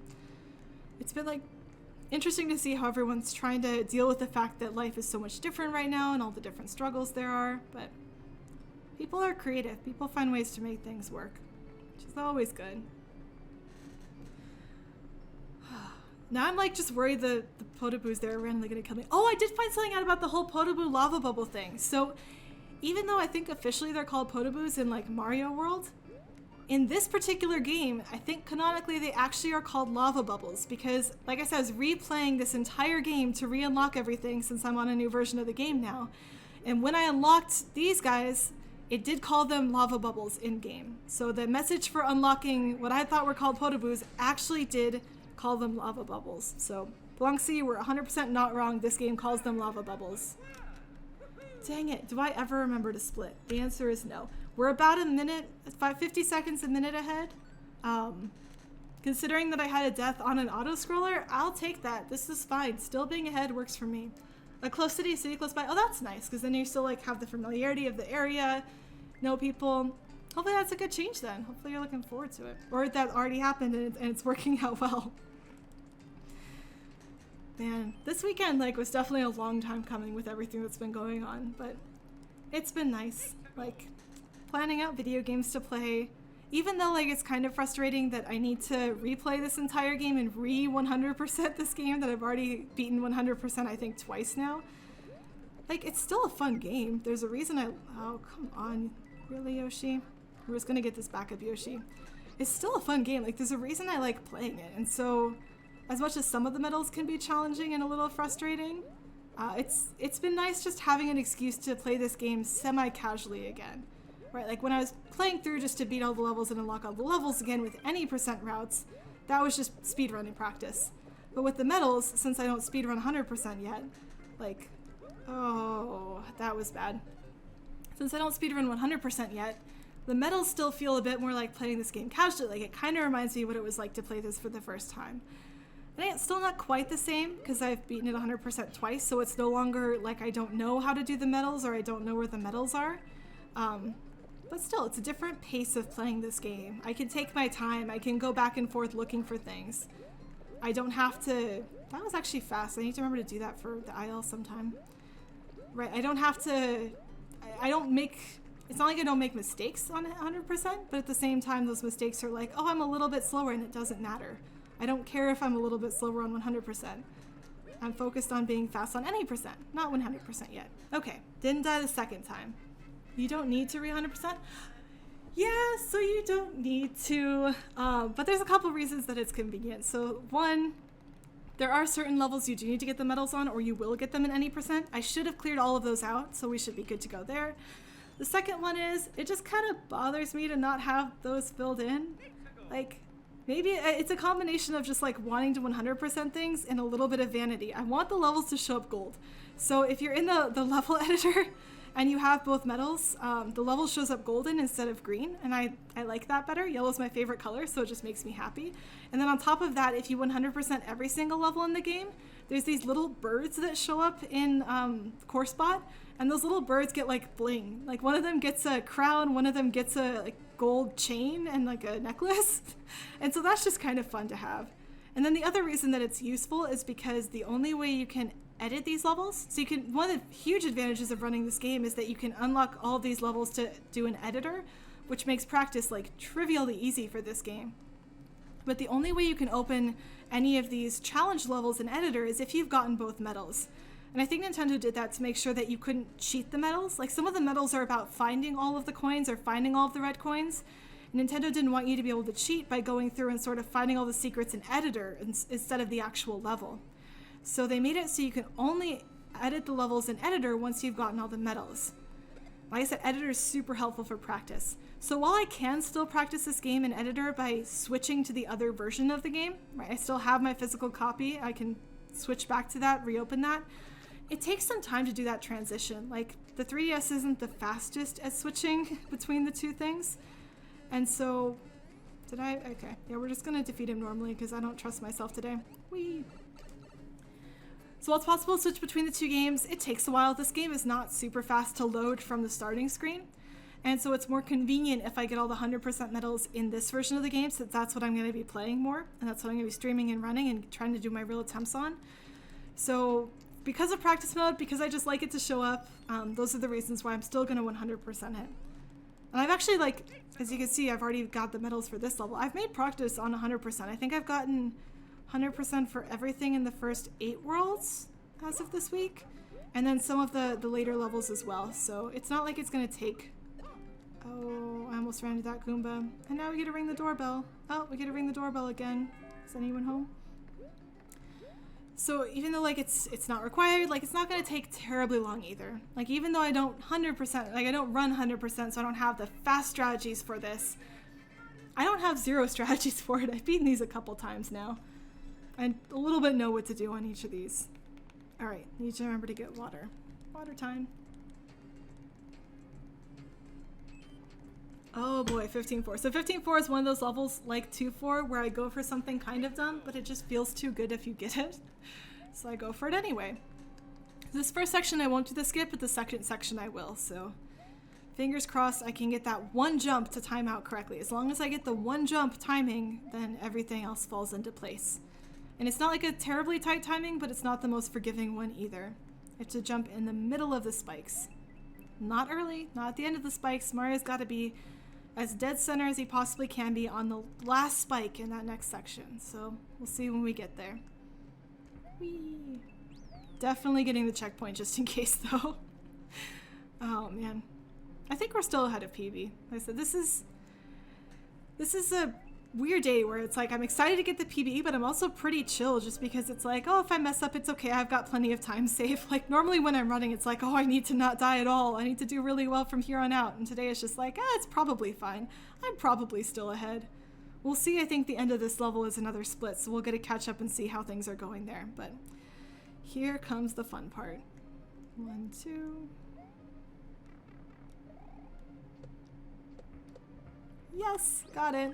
Oh, it always feels so good to get. It's just, once you get that first jump off of the spikes, if you nail that, everything else just lines up. Like the rest of that isn't a ton of skill, it's just, it works. It works beautifully, and I'm so glad it works that way. But getting that first jump is the nail-biting part where it's like, let's see what happens. I also, worth noting, didn't die here this time, because I think last time I was streaming I died on that very last jump, which is such a random one to die on. That's usually not the issue for this. But, oh well. Am I really that far ahead? Whoa, 2 minutes 42 seconds. Like, I knew I was doing well, but I thought I was still going to be around a minute and a half. This is actually insane. 2:42. Yay, this is exciting. But I even double checked, like I stared at the time to try to figure out, like, did I time it wrong?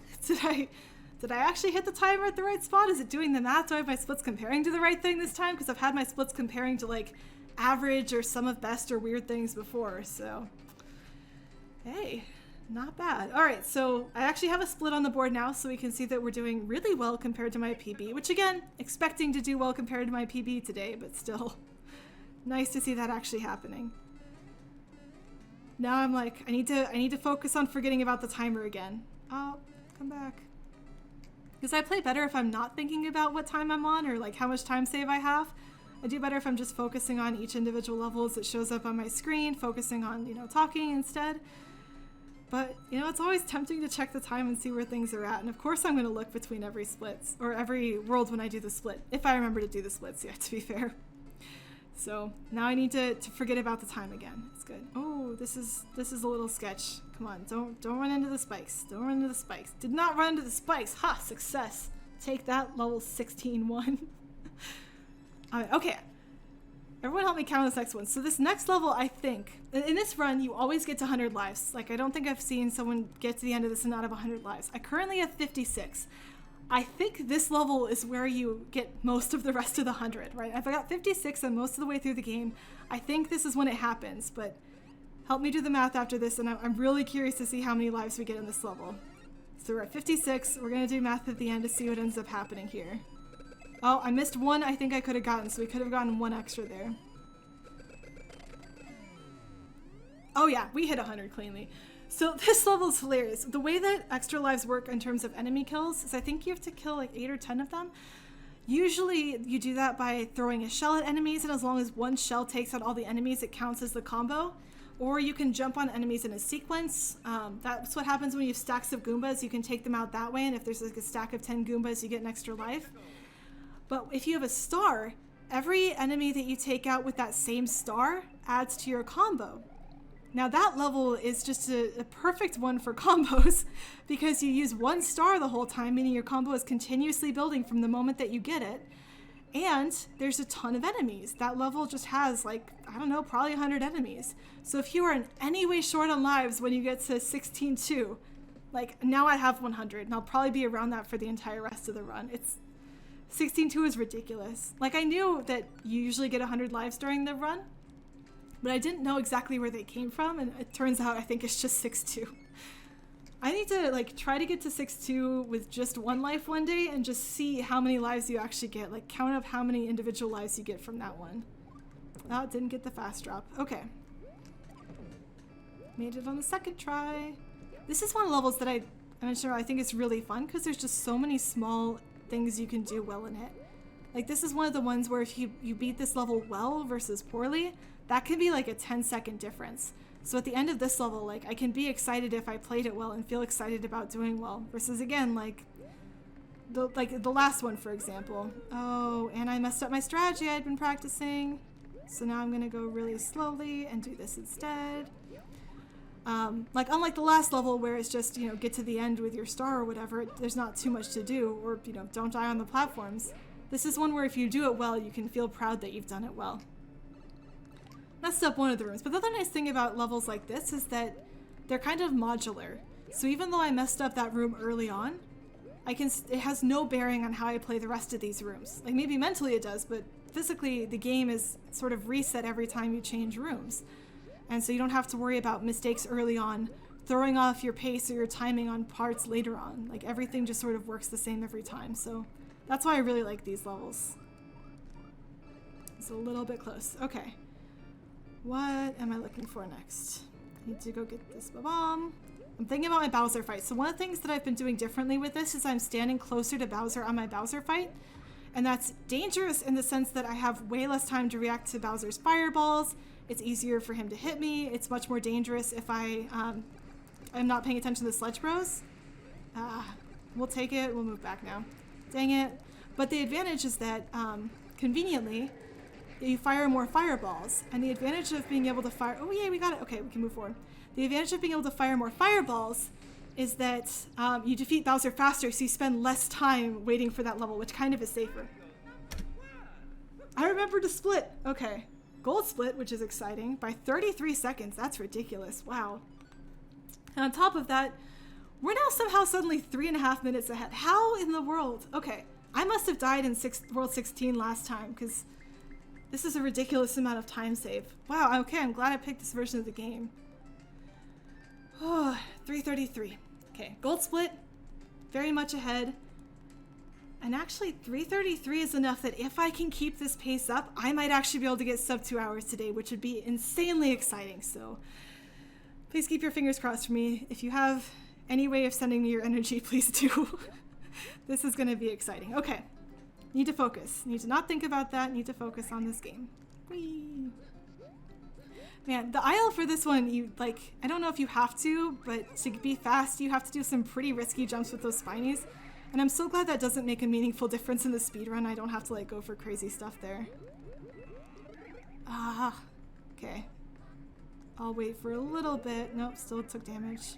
Oh my goodness. Okay, well, at least the checkpoint's nearby. Yay! Alright. That only took 4 tries?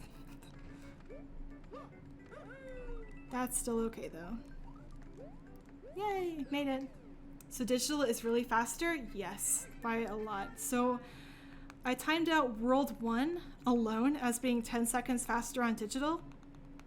And if I assume that that trend of 10 seconds for every 4 levels holds constant for the entirety of the game, there are 88 levels in this any percent run, which means there's 22 sets of 4, which means 220 seconds over the course of the run. For anyone who doesn't feel like doing the math, that's 3 minutes and 40 seconds. And that's off of World 1 timing. I have a theory that I haven't tested yet, which is that longer level loads, like some of these later levels that are more complicated that take longer to load in, might show more of a difference. So 3 to 4 minutes has been my guess as to how long the load time difference is. Looking at how far ahead I am right now and how I know I'm not playing better than my PB, I'm pretty confident I'm playing worse than it. It may be more than that. It may be closer to 5 minutes even. Like it's a crazy amount of time save. So it's definitely, okay, wait, I need to stop talking because I have to count. Sorry. Yes! Ha! Didn't blow myself up this time. Woo! But yeah, so 3 to 4 minutes was sort of my original guess, but it could be closer to 5 looking at my splits now. It's wildly different. So that's why my title is so optimistic about getting a new PB, because it's incredibly likely with all this time I'm saving. Even though I've died so much, I'm still pretty far ahead. This is a significant amount to be ahead of my PB, especially with how I'm playing. So I'm glad that that sort of question was answered, and it'll be nice to run against these splits going forward. assuming that they do get a PB, because at least now, need to pay attention a little bit. Like, at least now I don't have to worry about the fact that there's a discrepancy. Like, not only will I be able to run against my personal best, and, this is gonna make things interesting. Oh, that was close. Not only will that give me, like, from now on I'll have pretty consistent PBs to run against, I hope, but it means that I can realistically compare myself to Polonxi's world record. So I think I mentioned at the very beginning of the stream, I don't know if anyone is here yet, that I've had Polonxi's world record, like that's that right side number. I've had that on screen for a while, but it's never been something I'm realistically comparing myself to. I've always been comparing just to my own PB, because I knew that there was such a difference in load times that if I was getting down because I was behind at the end of World 1, that wouldn't be a productive speed run, right? He gains 10 seconds, he gains some amount of time. Part of it's 1-2, but he gains at least, 5 seconds, 10 seconds on my World 1 time alone because of the load times. And so it wouldn't make sense for me to try to force myself to beat his times and to really compare myself to his times because we weren't running the same thing, kind of. But now we are, which means that hopefully I'll be able to get a more realistic time up for my side, and then I can see, am I competitive with him? How close am I, right? I don't think what am I now, like 5 minutes behind? I think I'm a little bit closer than that, but we'll have to see, depending on how good this run is, where I end up on the leaderboards. I mean, I'll probably still be second. The placement on the leaderboards is not a huge, like, drum roll type thing. There's only 2 people running, so there's only 2 places you can get, but in terms of how close I get, like, I'm excited to see and just be able to compare and get a better understanding for how competitive I am with Polonxia playing this game. All right, I am going to do very slow strategies here because I still haven't practiced anything remotely fast. There's like a crazy fast IL strategy I learned at one point for this level where you jump off of the Goomba in midair at the end to save some time, but definitely not worth it for a real run. Getting world record on physical version would be a cool flex. So technically I did. I had the world record for all of 1 week before Polonxi got it back. My 2:03 time is a former world record time. But to be fair, Polonxi hadn't ever been challenged before, so he didn't, I don't know what Polonxi's side of this story is, but I'm not sure he had a ton of motivation to keep improving when there was no one else out there running the game for him to compare against. So I think, like, now we're going to start to see more competitive times, I'm hoping. Right now, like, Polonxi and I have still been leapfrogging each other by minutes. So I think his world record was 206 something. Mine was 203. His is 158 now. So, like, we don't have super close times ever. We always have times that are minutes and minutes apart. So I'm hoping with the load differences sorted out, our times will get closer together. So, like, even a minute or so could separate us. I'm excited for this game to get more and more competitive. I think that's going to be a really cool moment. I need to pay attention a little bit on this. Like, I really think this is a fun game to speedrun. I really care about it being a speed game, and so the more as a community that we can make it competitive, I am not sure I'm going to make this jump. The more as a community that we can make it competitive and interesting to run and, like, find new tech and understand the game, I think the better off it's going to be. There was one Dutch player who had a run uploaded, but IDK where it went. I wonder if it maybe wasn't recorded. There was like a whole set of videos that used to be up, but I think there was sort of this mod sweep through it where they actually started enforcing some of the rules. Like, it wasn't like they took down videos that should have been valid. It's that some of the videos didn't have, or some of the times that were submitted didn't have video. And I think officially for this game, you're supposed to have video for almost anything. And admittedly, it's hard to get video on this game without a capture card. Like, it's a difficult setup. I'm glad that I was able to, like, get a capture card for it. But I think that was why a number of the times disappeared, because I swear there used to be a time from even Wood Bottle that I thought used to exist that no longer does. But the good news is I think community is working out pretty well. Like, there's a lot of cool stuff with this game. Like, discussion, trying to figure out timings, like, I was super excited to, like, figure out load timings. Like, it was a ton of work, for sure, to go through and time everything and re-record everything and try to figure out everything else. But again, I've watched speedrunning for so long. I've wanted to be speedrunning a game, and I've wanted to be part of a speedrunning community. So to be able to, like, really do a deep dive on tech for a particular speed game and contribute to the community that way made me feel so excited. Like, I was so happy to post that forum post the other day. Like, it made me smile. I like looked at it a couple times at night just being like, I did this. Good job, me. This was something that I wanted to be able to do. I haven't practiced your strat yet, Plunksy, where you do the fireball at the top of... No, I'm just slow. At the top of that cannon. I need to work on the timing for it. Because I think you go across the top row of bombs. Which does seem like it'd be good, but I haven't had a chance to do that when I was trying to get the bomb jump. That was a revolution? Oh, was that the whole, like, you were on break thing? I needed one? I'm glad it got cleaned up. Yeah, because I think this game used to have, like, you could submit times for a world. So you could essentially say, this is how fast I beat World 2, World 3. And I think that's no longer an option. And I think that probably makes sense. Like, admittedly, that may have been helpful when I was getting started, just having something to run against that wasn't the entire game, because this, it turns out, is a very long... Oh, maybe come back, Yoshi. This is a very long entire game. Okay, come back, Yoshi, again. Maybe it's faster to just kill Bowser. Nope, okay, we made it. I lost track of what I was saying even, because that was such a weird Bowser fight. Okay, I need to actually split. 342? Yeah, this PB doesn't have a lot of time save on 16 or 17, but if I can keep this up, this is still going to be really awesome, so yay. But yeah, when I was first playing the game, it might have been helpful to have something to run against that wasn't the full game, because this is a long game, it's intimidating. And for me personally, I did my own mini speedrun category for just me of Worlds 1 through 4 and then Worlds 1 through 8, just to practice. Like, I didn't ever submit times, there's no category for it. But I had like a little post-it note on my table that would let me know what my times were so I could keep trying to get better. I think it helped to have that sort of midpoint, to have something to work toward and to be able to show that I was making progress. Like, just getting the levels alone is still good, but having like a time and feeling like that, getting better, I think helped me out a lot too. Oh boy. How is Mario not taking damage from headbutting these spikes? I swear I should have taken like at least a few hits there, but I did not, so oh well, we're just gonna keep going.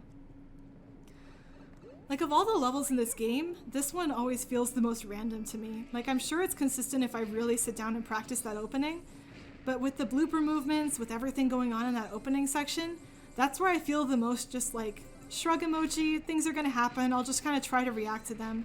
That's the section of this game that I've probably practiced the least and have the least consistent strategies for. Like, everything else, I kind of know where I'm going, what I'm doing, did I do it right, did I do it well? That section is literally, I should probably try not to take damage from the bloopers.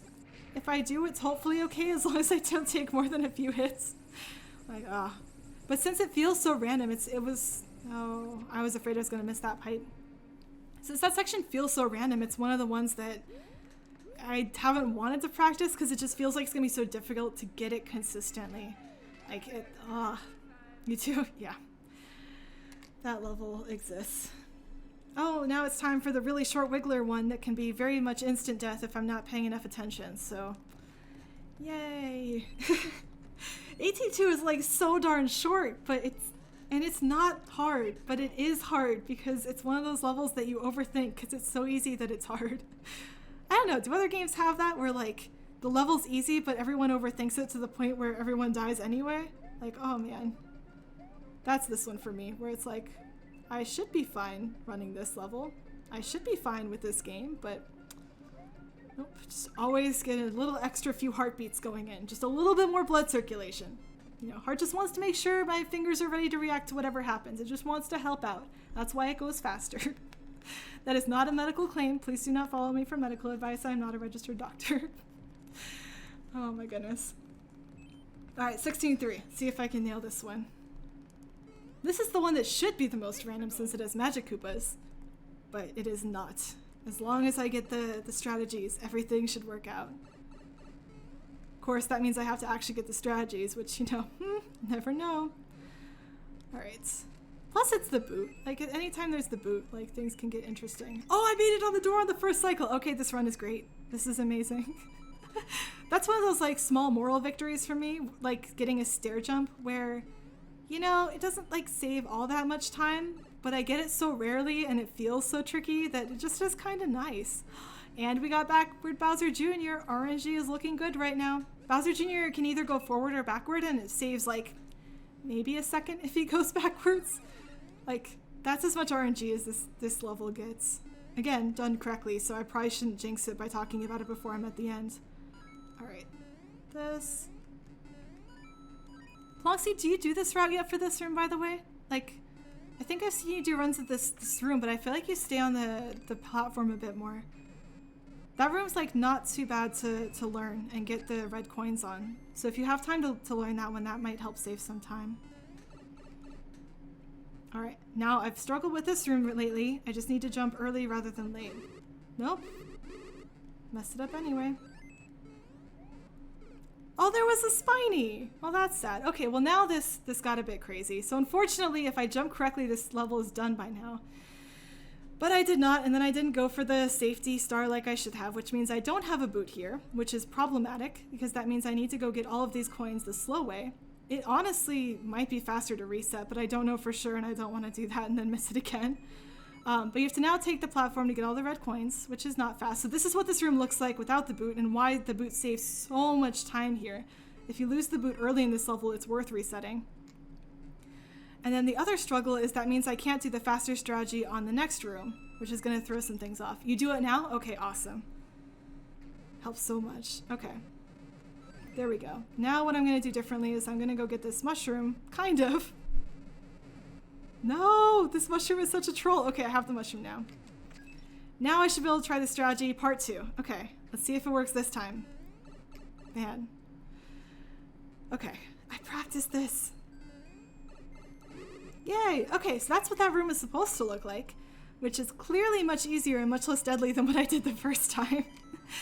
Part of what's frustrating with messing up that room is like, one, then you do get a ton of randomness very, very quickly introduced into your game, but two, it's like I practiced that. Like, there's some hard things where I don't mind if I miss them because it's like, oh yeah, they're hard. But in that case, I legitimately focused on practicing that this week and I still messed it up, so that feels a little more frustrating, but that's okay. We're past that level. 5 levels to go. 5 levels left. We're doing good. Gonna get water again. Reminder to those of you following along at home, water is awesome. Be sure to stay hydrated.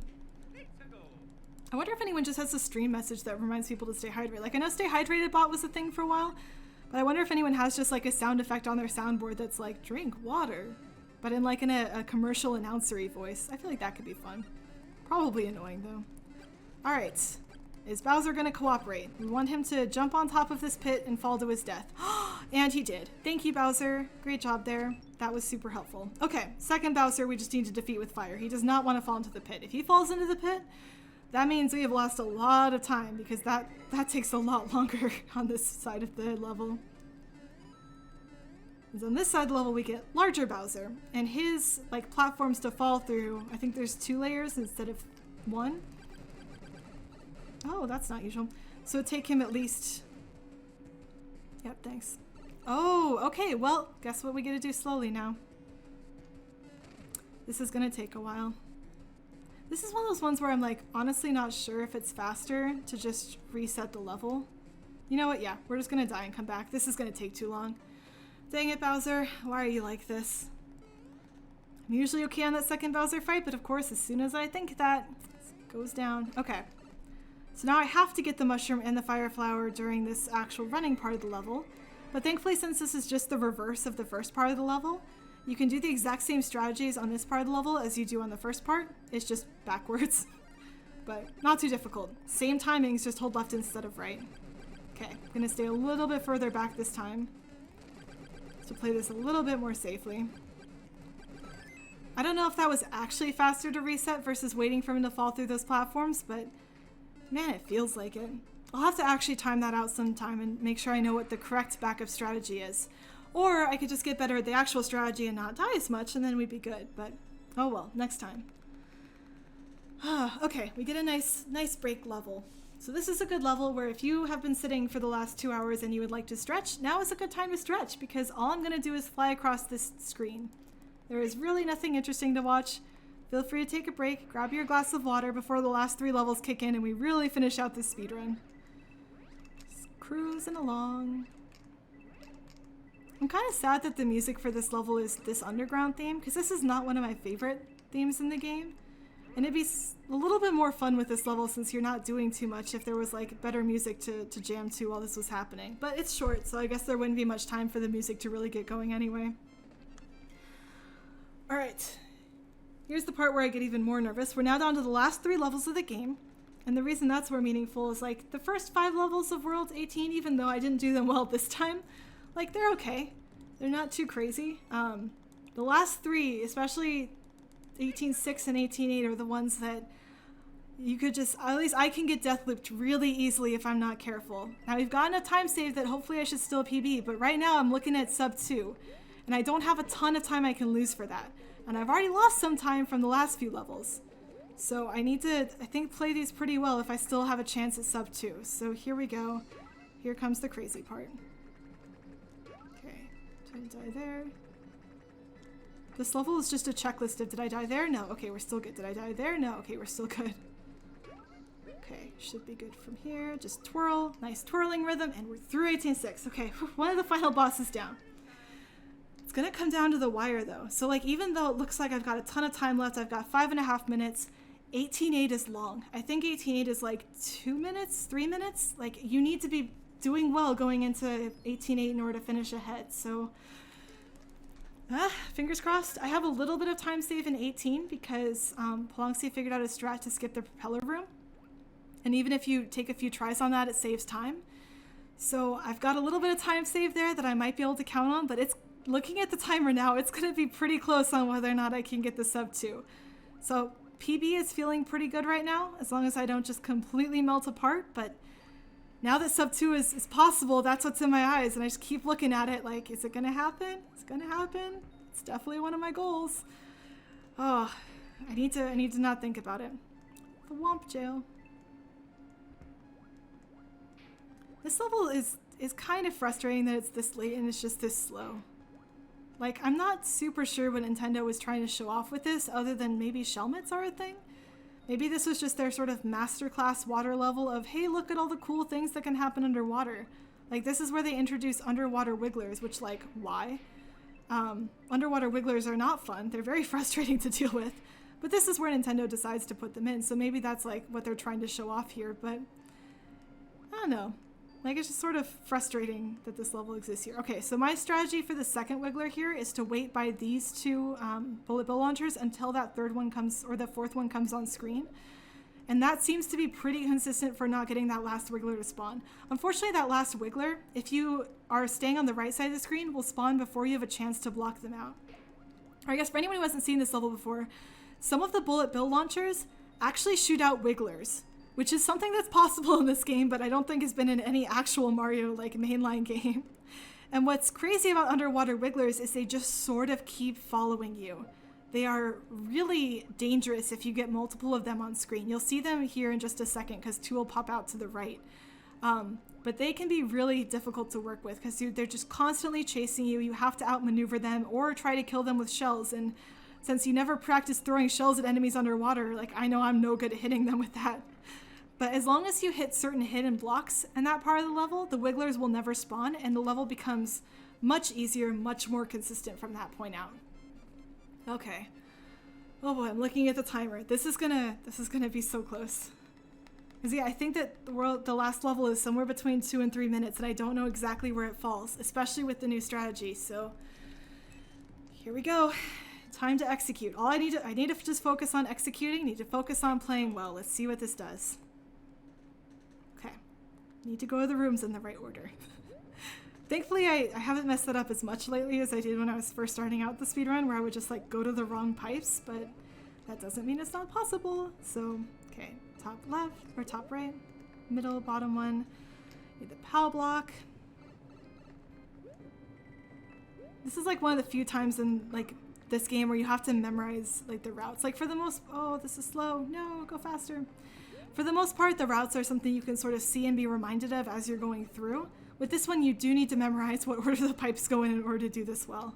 See if I can get the wall jump. Yay, the fast wall jump. Thanks, Polongsi. That was a reasonably okay, that room.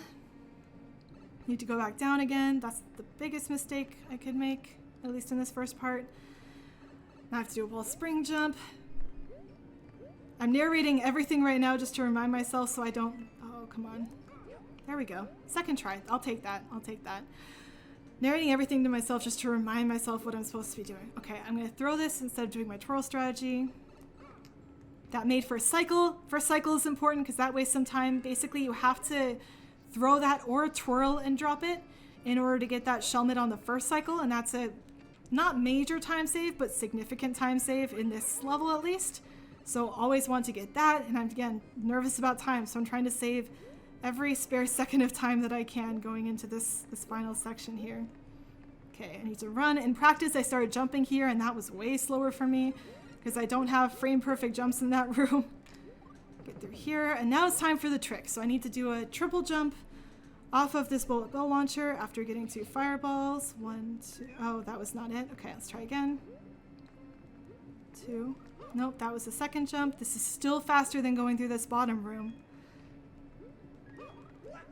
Got it, okay. I was getting nervous there because that's a couple times. Okay, I'm like in my head, and I shouldn't be because that's gonna make me play worse. I'm counting like every mistake I make in terms of like how much time is this? Like right now I'm off on cycle. Will that make this room easier or harder? It thankfully made it okay because I usually wait for that cycle a bit anyway. All right, Bowser Jr. fight. How fast can I? Oh, it's not looking good on time, but I'm gonna keep trying. Oh no, Bowser Jr. fight. Okay, this is fine. Get in this room. Oh my goodness, this is so freaking close. I don't know if I can make it though, because the pipe transition is 1.5 seconds. No!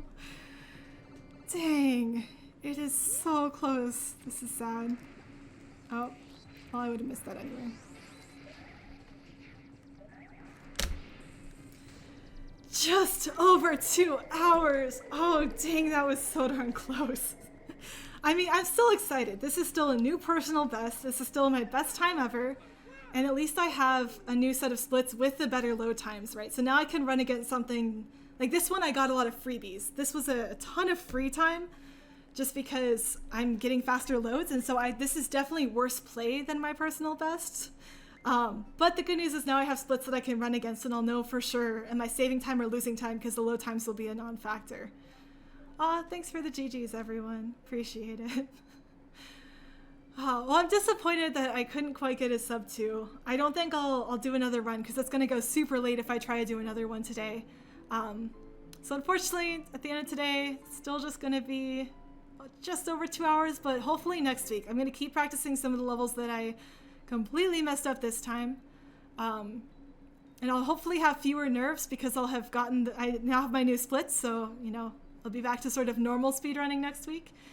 But sub 2 is looking really darn possible right now. There were a lot of mistakes on that hopefully I won't make next time. So yeah, this is progress. I think I'm just gonna chill and let the credits roll out because I will upload this run to YouTube so that I can put up my new time on speedrun.com. I'll still be in second place. You can see, or Plunk's time you can't see on the screen anymore because it overrides it as I go through, but his time's only like 1:58, so I will still be solidly in second place, but I'm definitely catching up now, right? Like I'm definitely closer than I was last time, so that's gonna be pretty exciting. But yeah, so still planning on streaming next week, still same time, Sundays at 3. I did actually adjust my Twitter account to be not just about League of Legends. I think it's _Charbunny because Charbunny was taken. So if there are any changes to the stream time, I'll post there. I don't think there'll be. Like with COVID, there's very few things going on in like external activities and commitments right now. So that's one of the nice things about, I guess, starting to stream during COVID is that it's pretty flexible in terms of I can get to the stream the same time every day. Or every day on Sundays. I can be pretty consistent about that. It's easy to schedule around it. So that's been working out pretty well. Like I had a call with some friends this morning, but it was like, oh, can we do it at noon? I'm doing something at 3. And they were like, yeah, sure, that's fine. But yeah. I don't really have too much more to say about this round. I'm trying to think. Let's look through and see.